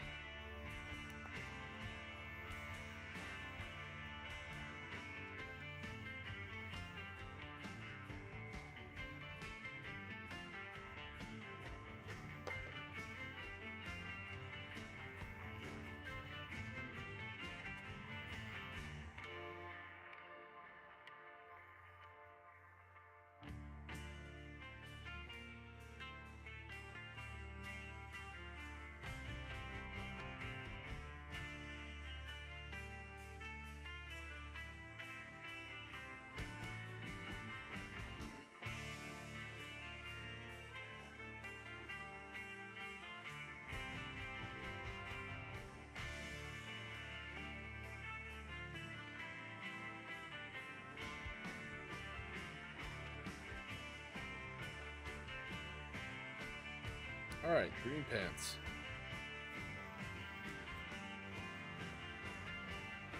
I do have a Keller Morph. Nice, fully painted. Well, let me ask you the important question, Courier. Does he have a cowboy hat? Did you make him the Billy the Nid with a cowboy hat?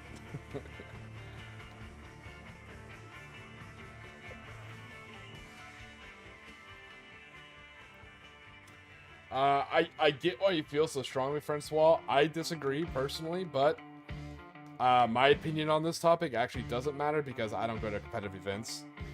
So that's like me saying what I think should be on the menu at, like, I don't know, the Buckingham Palace, even though I'm not a British subject. You know, like, clearly my opinion doesn't matter. So...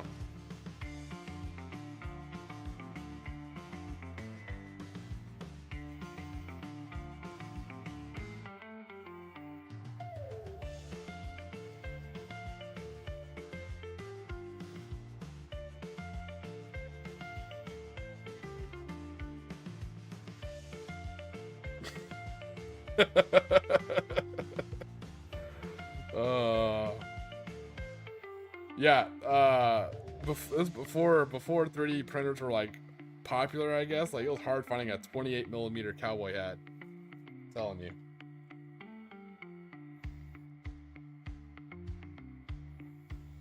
No, I can't take credit for it, RK. I wish that was my joke. It's not. You can Google Billy the Kid. Some guys have made him literally look like straight out of Fistful of Dollars. You know, he's got like the poncho, the hat. Dude, it's so cool.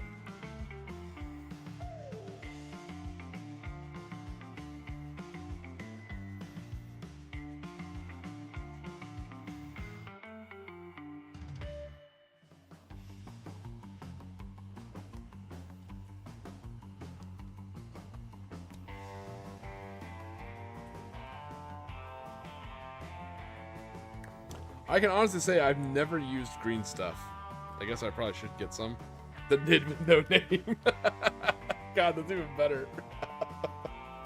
I've never used green stuff. I should probably learn how to use it if I'm going to be like kit bashing so much with these orcs.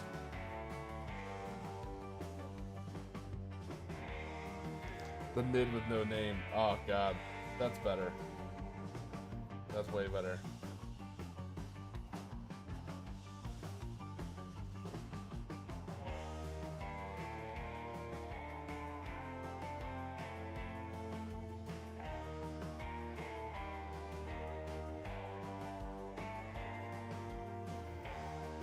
Three fistful of the damn, these are oh man, these are great. 3 fistful of dollars. It's great.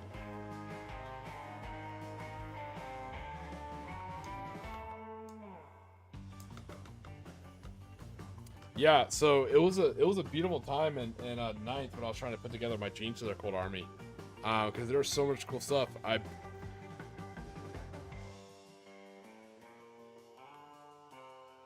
Yes, I have, Matt Larkin. So there were so many good bits out there because I bought like the Chaos Marauders, and I bought like a lot of like the Necromunda upgrade like weapon boxes. Because like the Orlok box was like full of great weapons. I'm surprised. I'm not surprised actually. I think it's already sold out now. The Orlok weapon kit is an amazing box.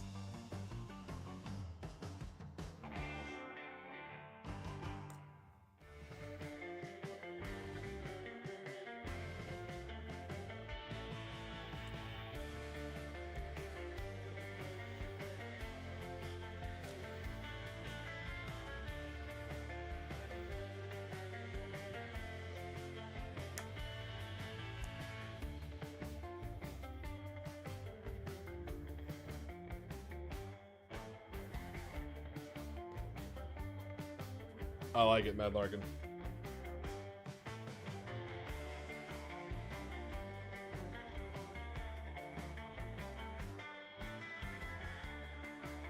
Alright, so we've done the leather and we've done the green, the dark green. Now we're doing the wood. We're doing the furniture on the Thompson, and then we'll do the baton.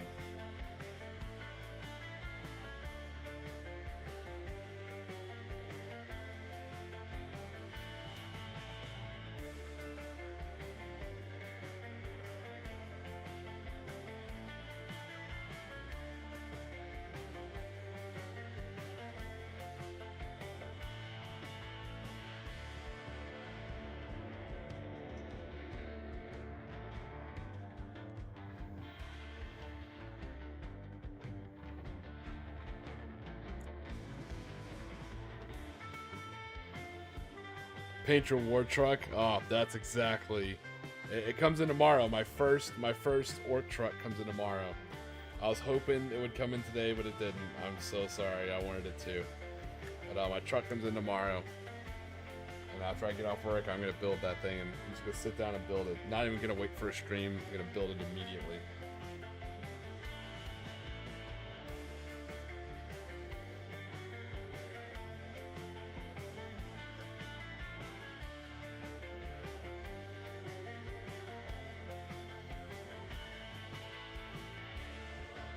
So I want to have like one legit orc truck and with all the spare bits it comes with, and then I'm going to kit bash the other trucks, you know, like using a Goliath. Oh, I actually have a really good idea.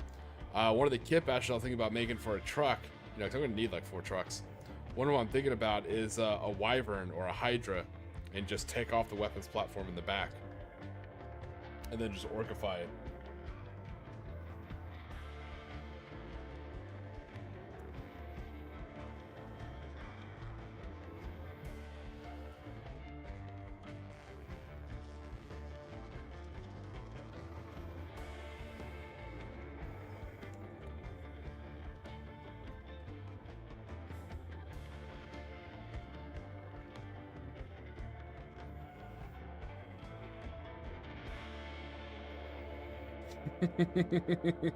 Okay, with the credenza.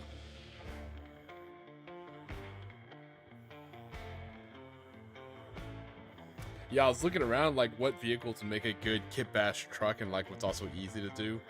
Like, I definitely I think I'm gonna do a Rhino, a Goliath, and then I was sitting there. I was like, well, Torox would be. I was like, a Torox. I could replace the wheels. I could replace the treads with wheels, I guess.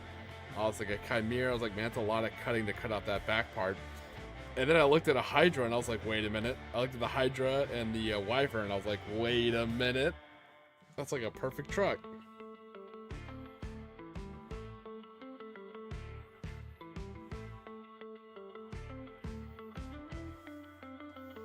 Well, yeah, okay, yeah, Mad Larkin, twist my arm, yeah.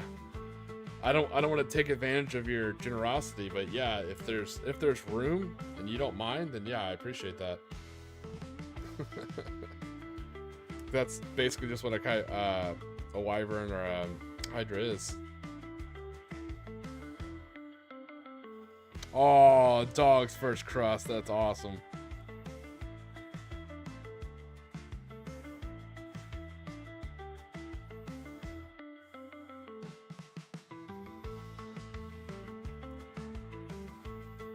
Yeah, yeah, that's exactly the Goliath. Yeah, I'm using the rock grinder 100%. Yeah, I'm going full badass with that thing.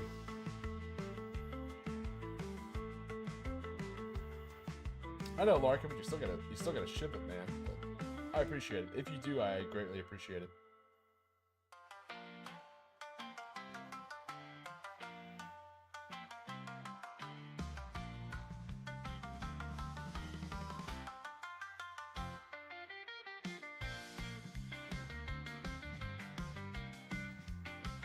There you go. There's this baton. It's a good question, RK. I think we had this discussion. For me personally, it is the holy trinity of pizza toppings. Feel free to judge me. Probably lose people in the lose subscribers and lose people in the chat. I like personally pepperoni, like especially salami diavola, whatever you want to call it, pepperoni. I like jalapenos and I like pineapple. But I only like all three together. I don't like pineapple on random pizza. I don't like jalapenos on a random pizza. But you combine pepperoni with pineapples and jalapenos, you get like this sweet heat with like the savoriness of the pepperoni. It is a delicious trio.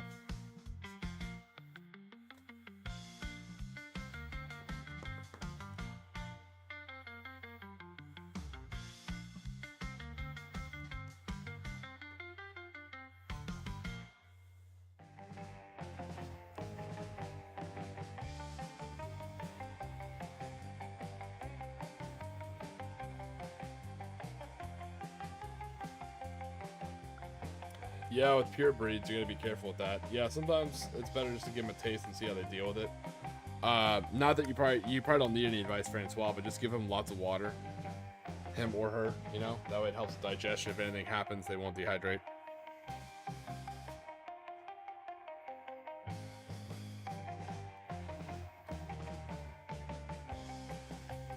It's funny you say that, Larkin. One of the girls I used to work with, when I introduced her to that pizza, she upgraded it by getting it on a thin crust with barbecue sauce instead of like pizza sauce, and it was pretty good. But I will try that, Mad Larkin. I will try that with garlic white sauce. I will try that and let you know how it is.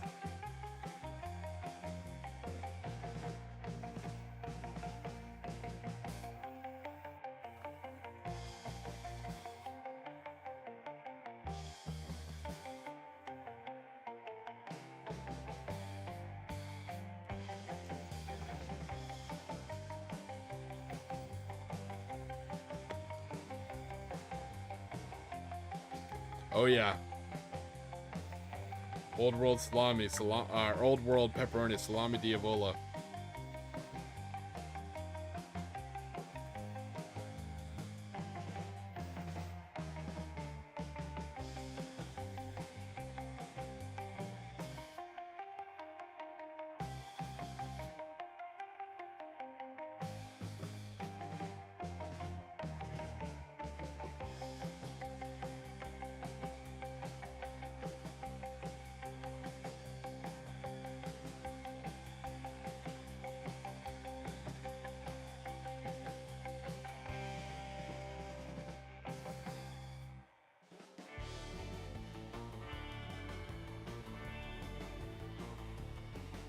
All right, let me just get a couple more color. I just want to finish this model, and then I'll probably call it a night.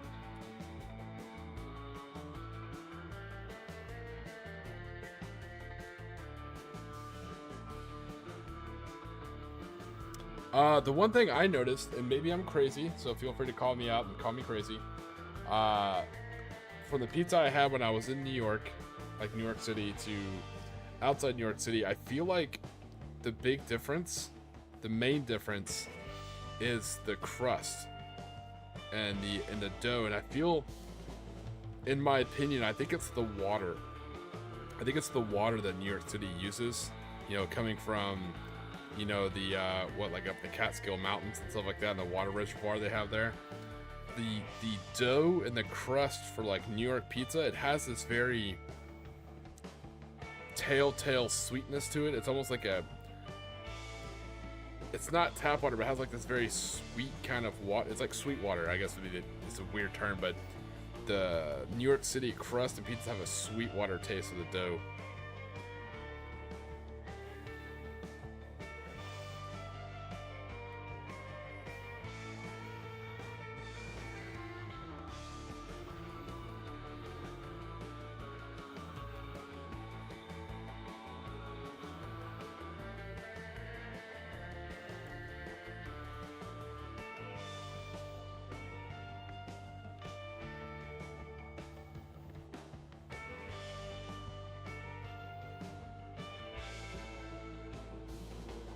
Oh, okay.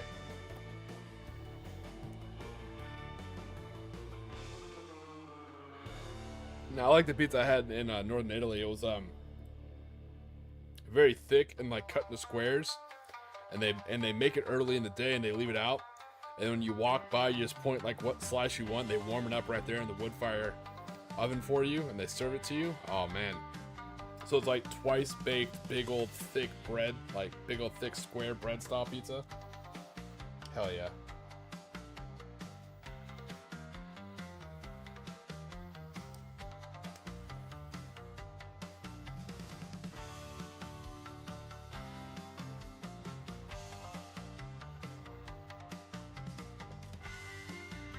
I do like French bread pizza with venison.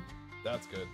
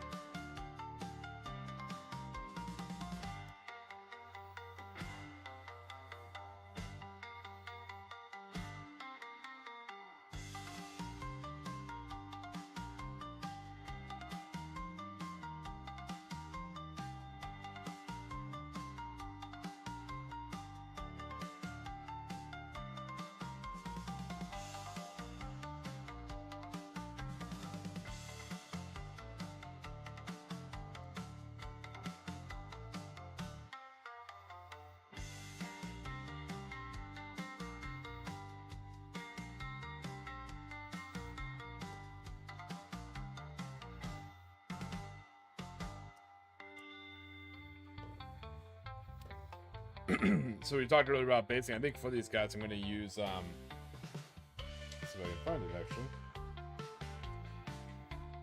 I'm going to paint the base. I'm going to paint the base. I'm going to paint the whole base with this chocolate bar. You know, simple apple barrel paint. That's why I like to get that down as like a base coat.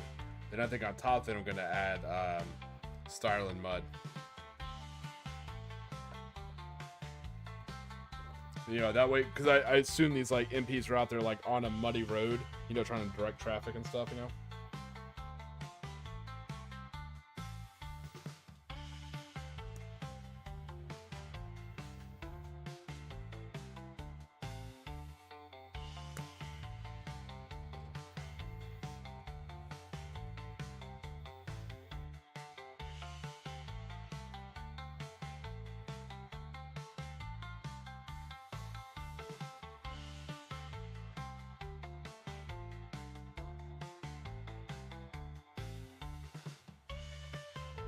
See, I'm not done yet, but even just with those 3 colors, with the green, the skin tone, and the tan of the uniform, it already starts to pop a little bit, you know?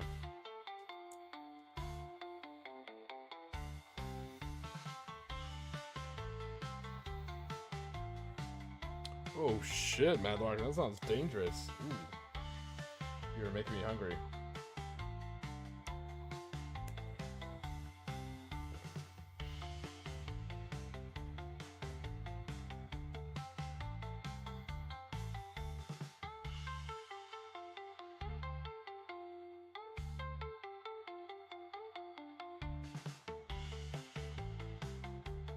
So I guess I am technically a millennial, so I do have the whole air fryer and crock pot. We use those to cook, you know, because there's only 2 of us, so crock pot makes sense. But I will tell you what I am a fan of more than an air fryer or crock pot, and I think it's a game changer for like at home, a good quality pizza stone. Holy shit, is that a game changer. Man, you can go out and get like a cheap gas station pizza, bring it home and throw that bad boy like the next day on a pizza stone and warm it up, and it is absolutely delicious. A pizza stone is an absolute game changer.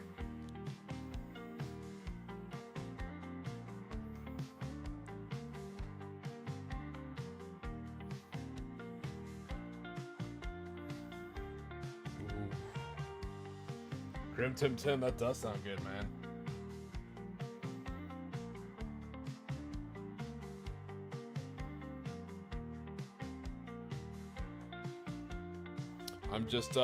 I'm painting one of my MPs for my MP platoon for a Fall of Berlin game, so I'm trying to get them fully painted except for the base. That way I have like an example model to go off of. Yeah, you get like a legit pizza stone, you know, I'm telling you guys right now, it'll change your pizza life. The best thing, so what I like about the pizza stone, before a hurricane hits, you know, we're waiting for a hurricane to roll through Florida. One of the things we like to do now, it's kind of like a tradition. So we're already well stocked with supplies year round. You know, we shop off season for supplies, but right before a hurricane hits, you know, we always get some last minute supplies like everybody else. One of my favorite things to do is to go to a gas station and just get a whole bunch of pizzas, you know, like Racetrack or whatever the gas station is. You get a whole bunch of like their almost like little Caesar style cheap pizzas, and I take them home and I keep them in the fridge.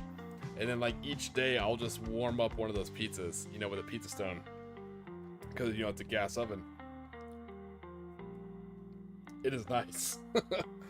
It is a great way to have like easy warm food, you know, during a hurricane, in case you lose power or lose some of this other stuff, you know, because it's still pizza.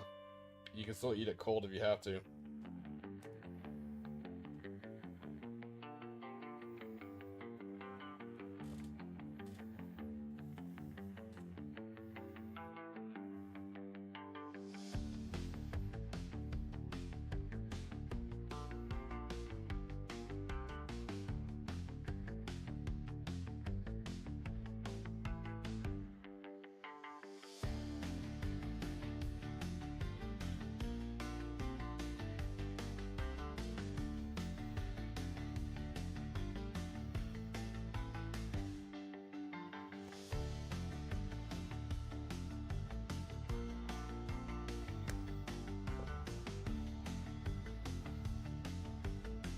Yeah, you're exactly right, Matt Larkin. Yeah, it crisps the bottom a little bit and just like makes it all.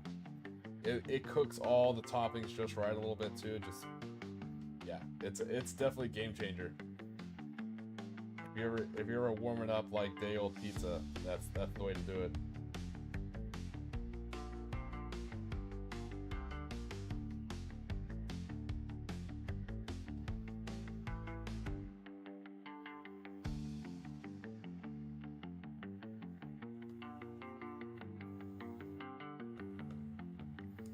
Alright, all I got left is the web gear and the Thompson. And then he'll be mostly done.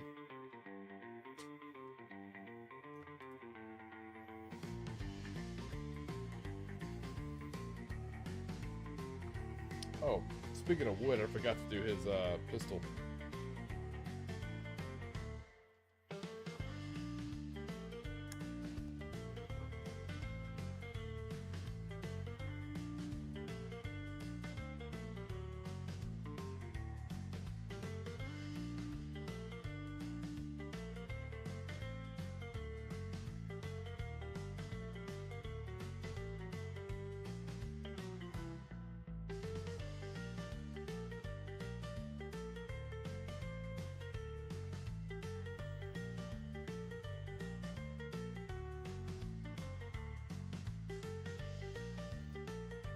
Tiki's first 24. I don't. Yeah, you're right. I haven't done a 24-hour one. Maybe I'll do one for like Halloween or something. Ooh, or maybe Black Tot Day. That would be kind of cool. Do a 24-hour painting stream for Black Tot Day.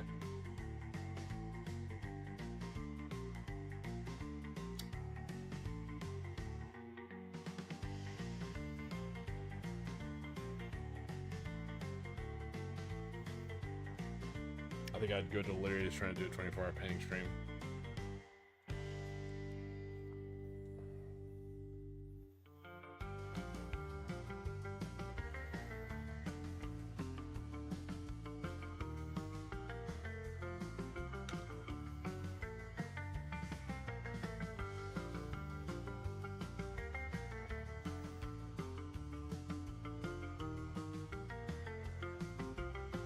But those orcs, they do call to me.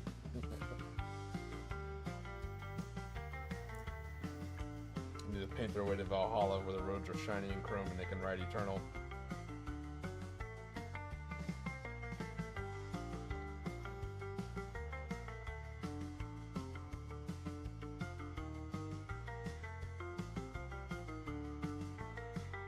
They bid... Lo, do those orcs, they do call to me. They bid me take my place amongst them on the shiny and long road to Valhalla. A little mix of 13th Warrior and Mad Max.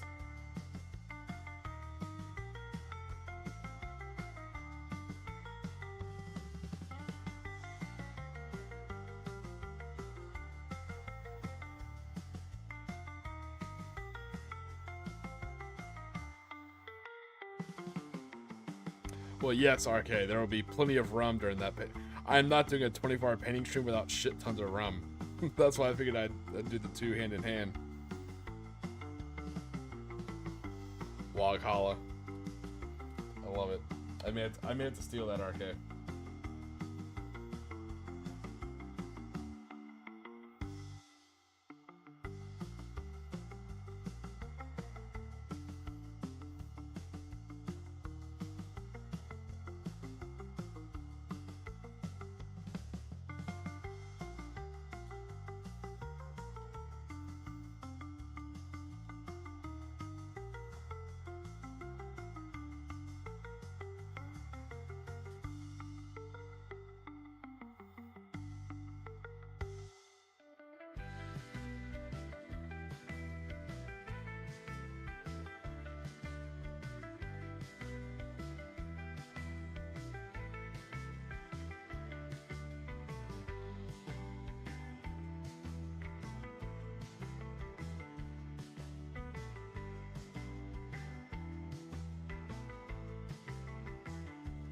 It's not like it too.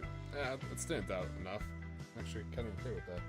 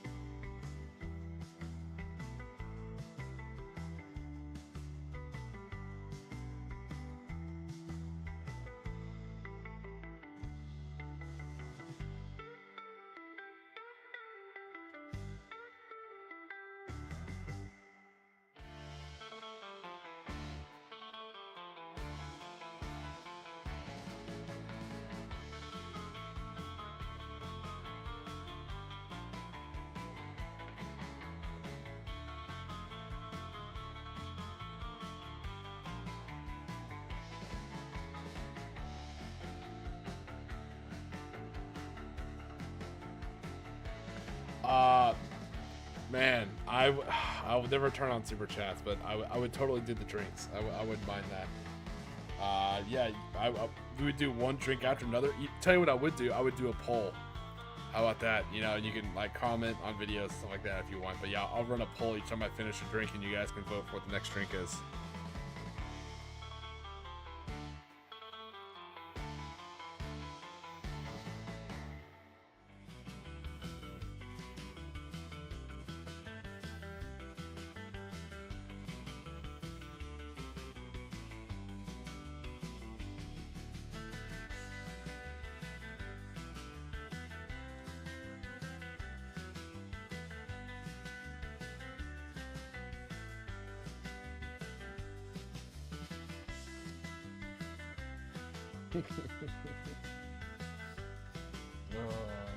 What is the crime? For enjoying a meal or enjoying a drink? A succulent rum cocktail? Oh.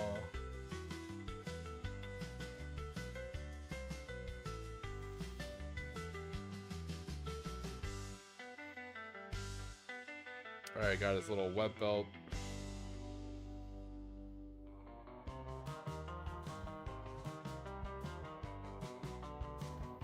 Tony, next time you try an old fashioned, get it made with a good quality rum, particularly like a Diplomatico if you can find it. It's really good.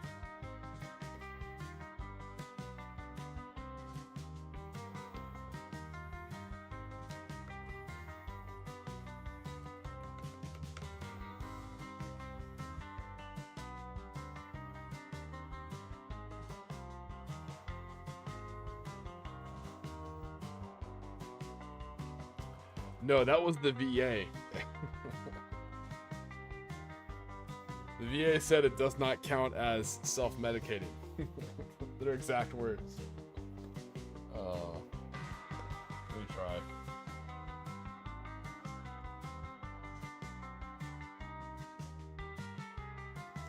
Makes sense.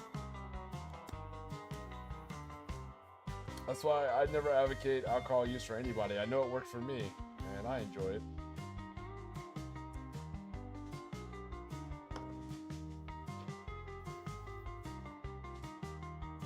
Everybody's results are a little bit different, and that's alright.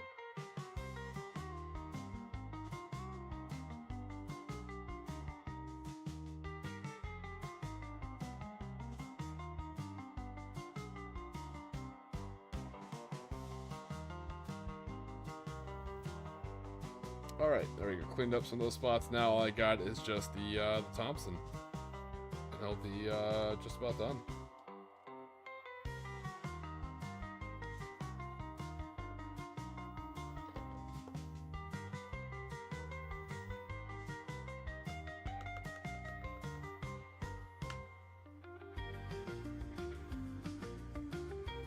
Nice, man. Congrats. Matt Larkin, congrats.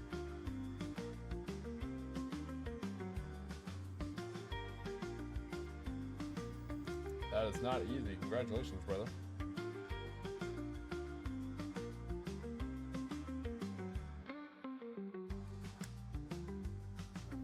Hey, what's going on, Commander? How you doing? We're just finishing up a trying to fully paint one of my MP models, so I have a master copy to go off of for all the other ones.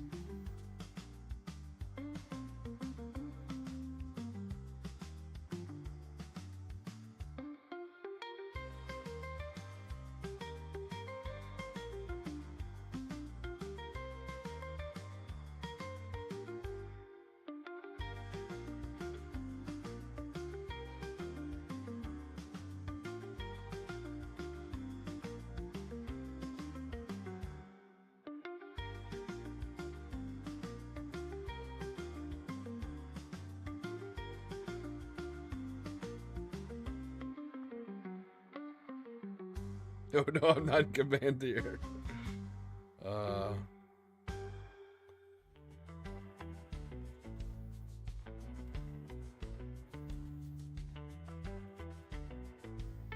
Yeah, Grim said to him, it's kind of the same thing. Mrs. Tiki and I will have that conversation. You know, we're like, oh, hey, let's go out and you can have drinks and I'll stay sober and I'll drive home. You know, like I'll just drink water. She's like, but I want to go out, and she's like, I want you to have drinks. Like, I'm like 6'1". I was like, you're like 5'1". I was like, it's not. It's just math. I was like, it's a lot cheaper for you to drink.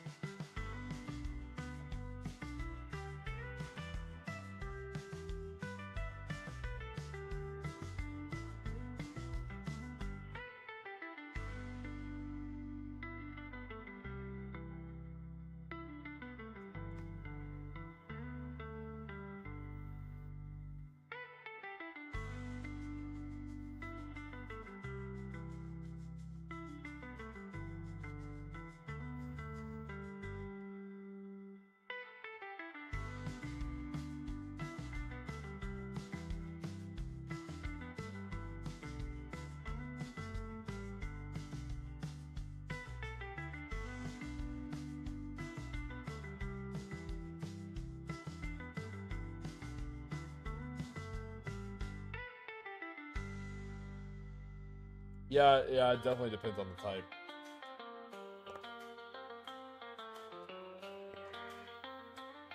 But I'll say, I want to say, I think the last time I actually drank to the point where I actually felt it, honestly, was when I was on the cruise. When I was last on the cruise that I'm hosting my Bolt Action tournament on. We had a bunch of extra drink coupons, and so on the last day I went out in the hot tub and just kept getting drinks.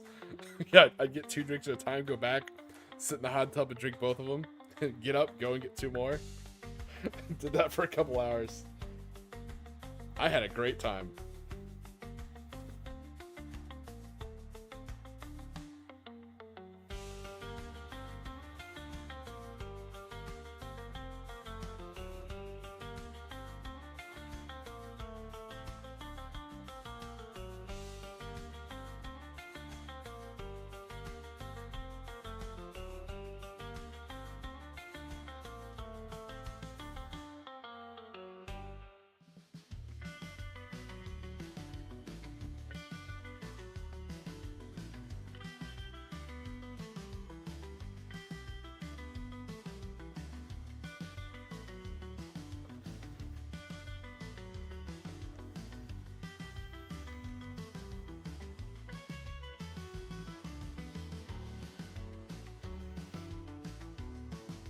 All right, not perfect, you know, but hey.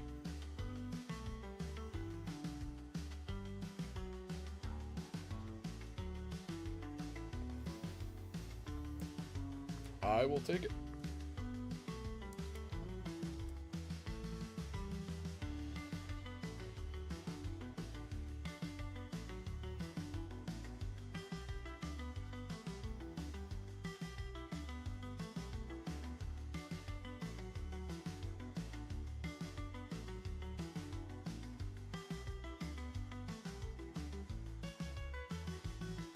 No, that was a separate incident. No, I was sober as a judge for the paddle boat powwow that happened in California. No, that was not a good time, and I was sober for that. That was terrible. I regret that.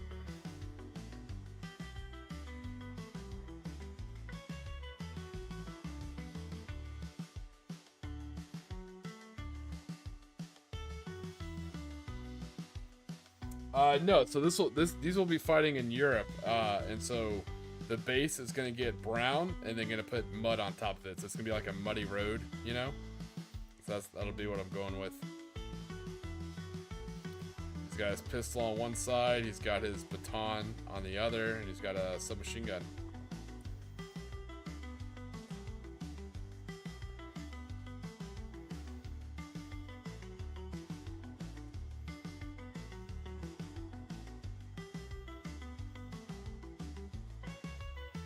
All right, let me close out this poll and take a look.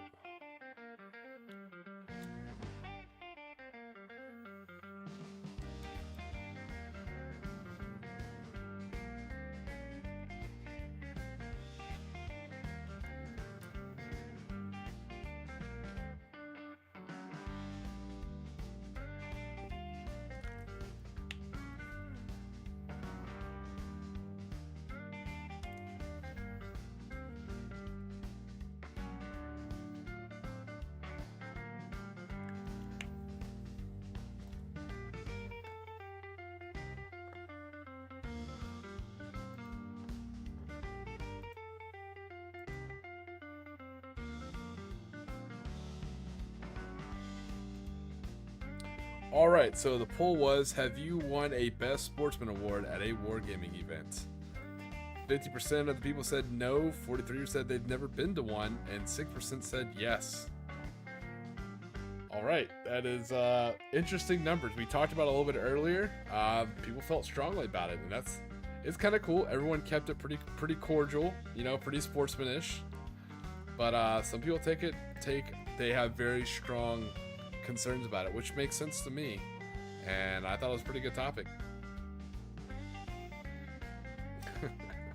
I appreciate it, RK, but you guys don't have to do that. I appreciate it if you do, but you know me, I've never asked for it, never asked for any of that kind of stuff. It's all just a chill place for us to hang out, and it kind of keeps me pressured to paint my models. But I do appreciate the support, RK. Thank you, brother.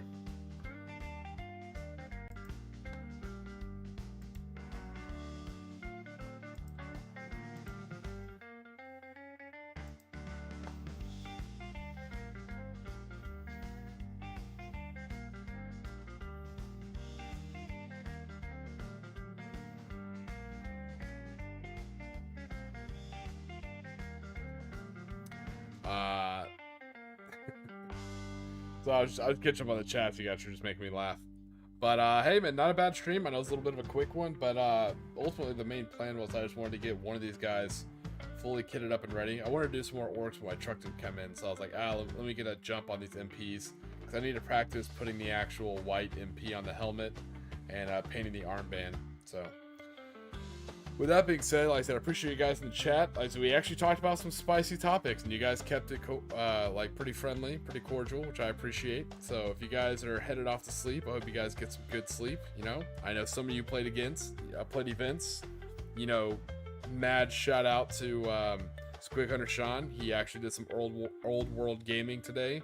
He's probably super tired, because I know old world gaming's a lot of models to move around. So mad props to him. If you guys are headed into work, man, I hope it's a chill day. I hope it's truly relaxed. You know, I hope it's not like a case of the Mondays or anything like that. I hope you have a nice chill day. And as always, I hope you guys stay safe, stay hydrated, alcohol or otherwise.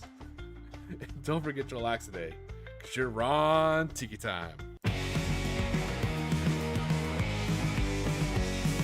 Shipwreck soldiers on wooden sand, type array rifles in hand, hula gals with summer smiles, no war drums, just beach for miles.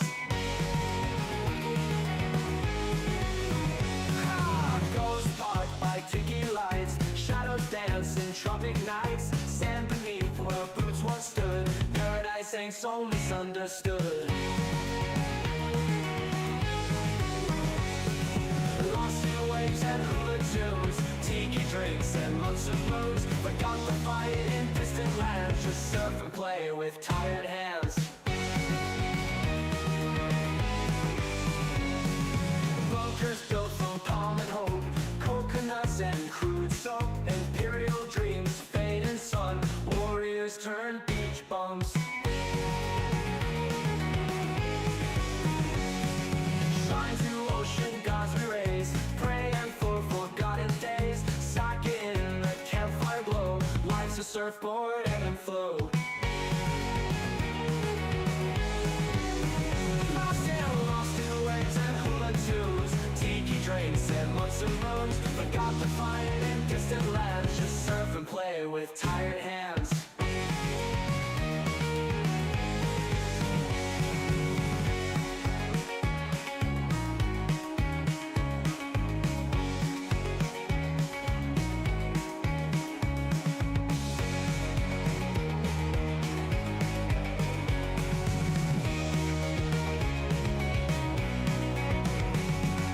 Lost in waves and hula tunes, tiki drinks and months of moons, forgot the fight in distant lands, just surf and play with tired hands.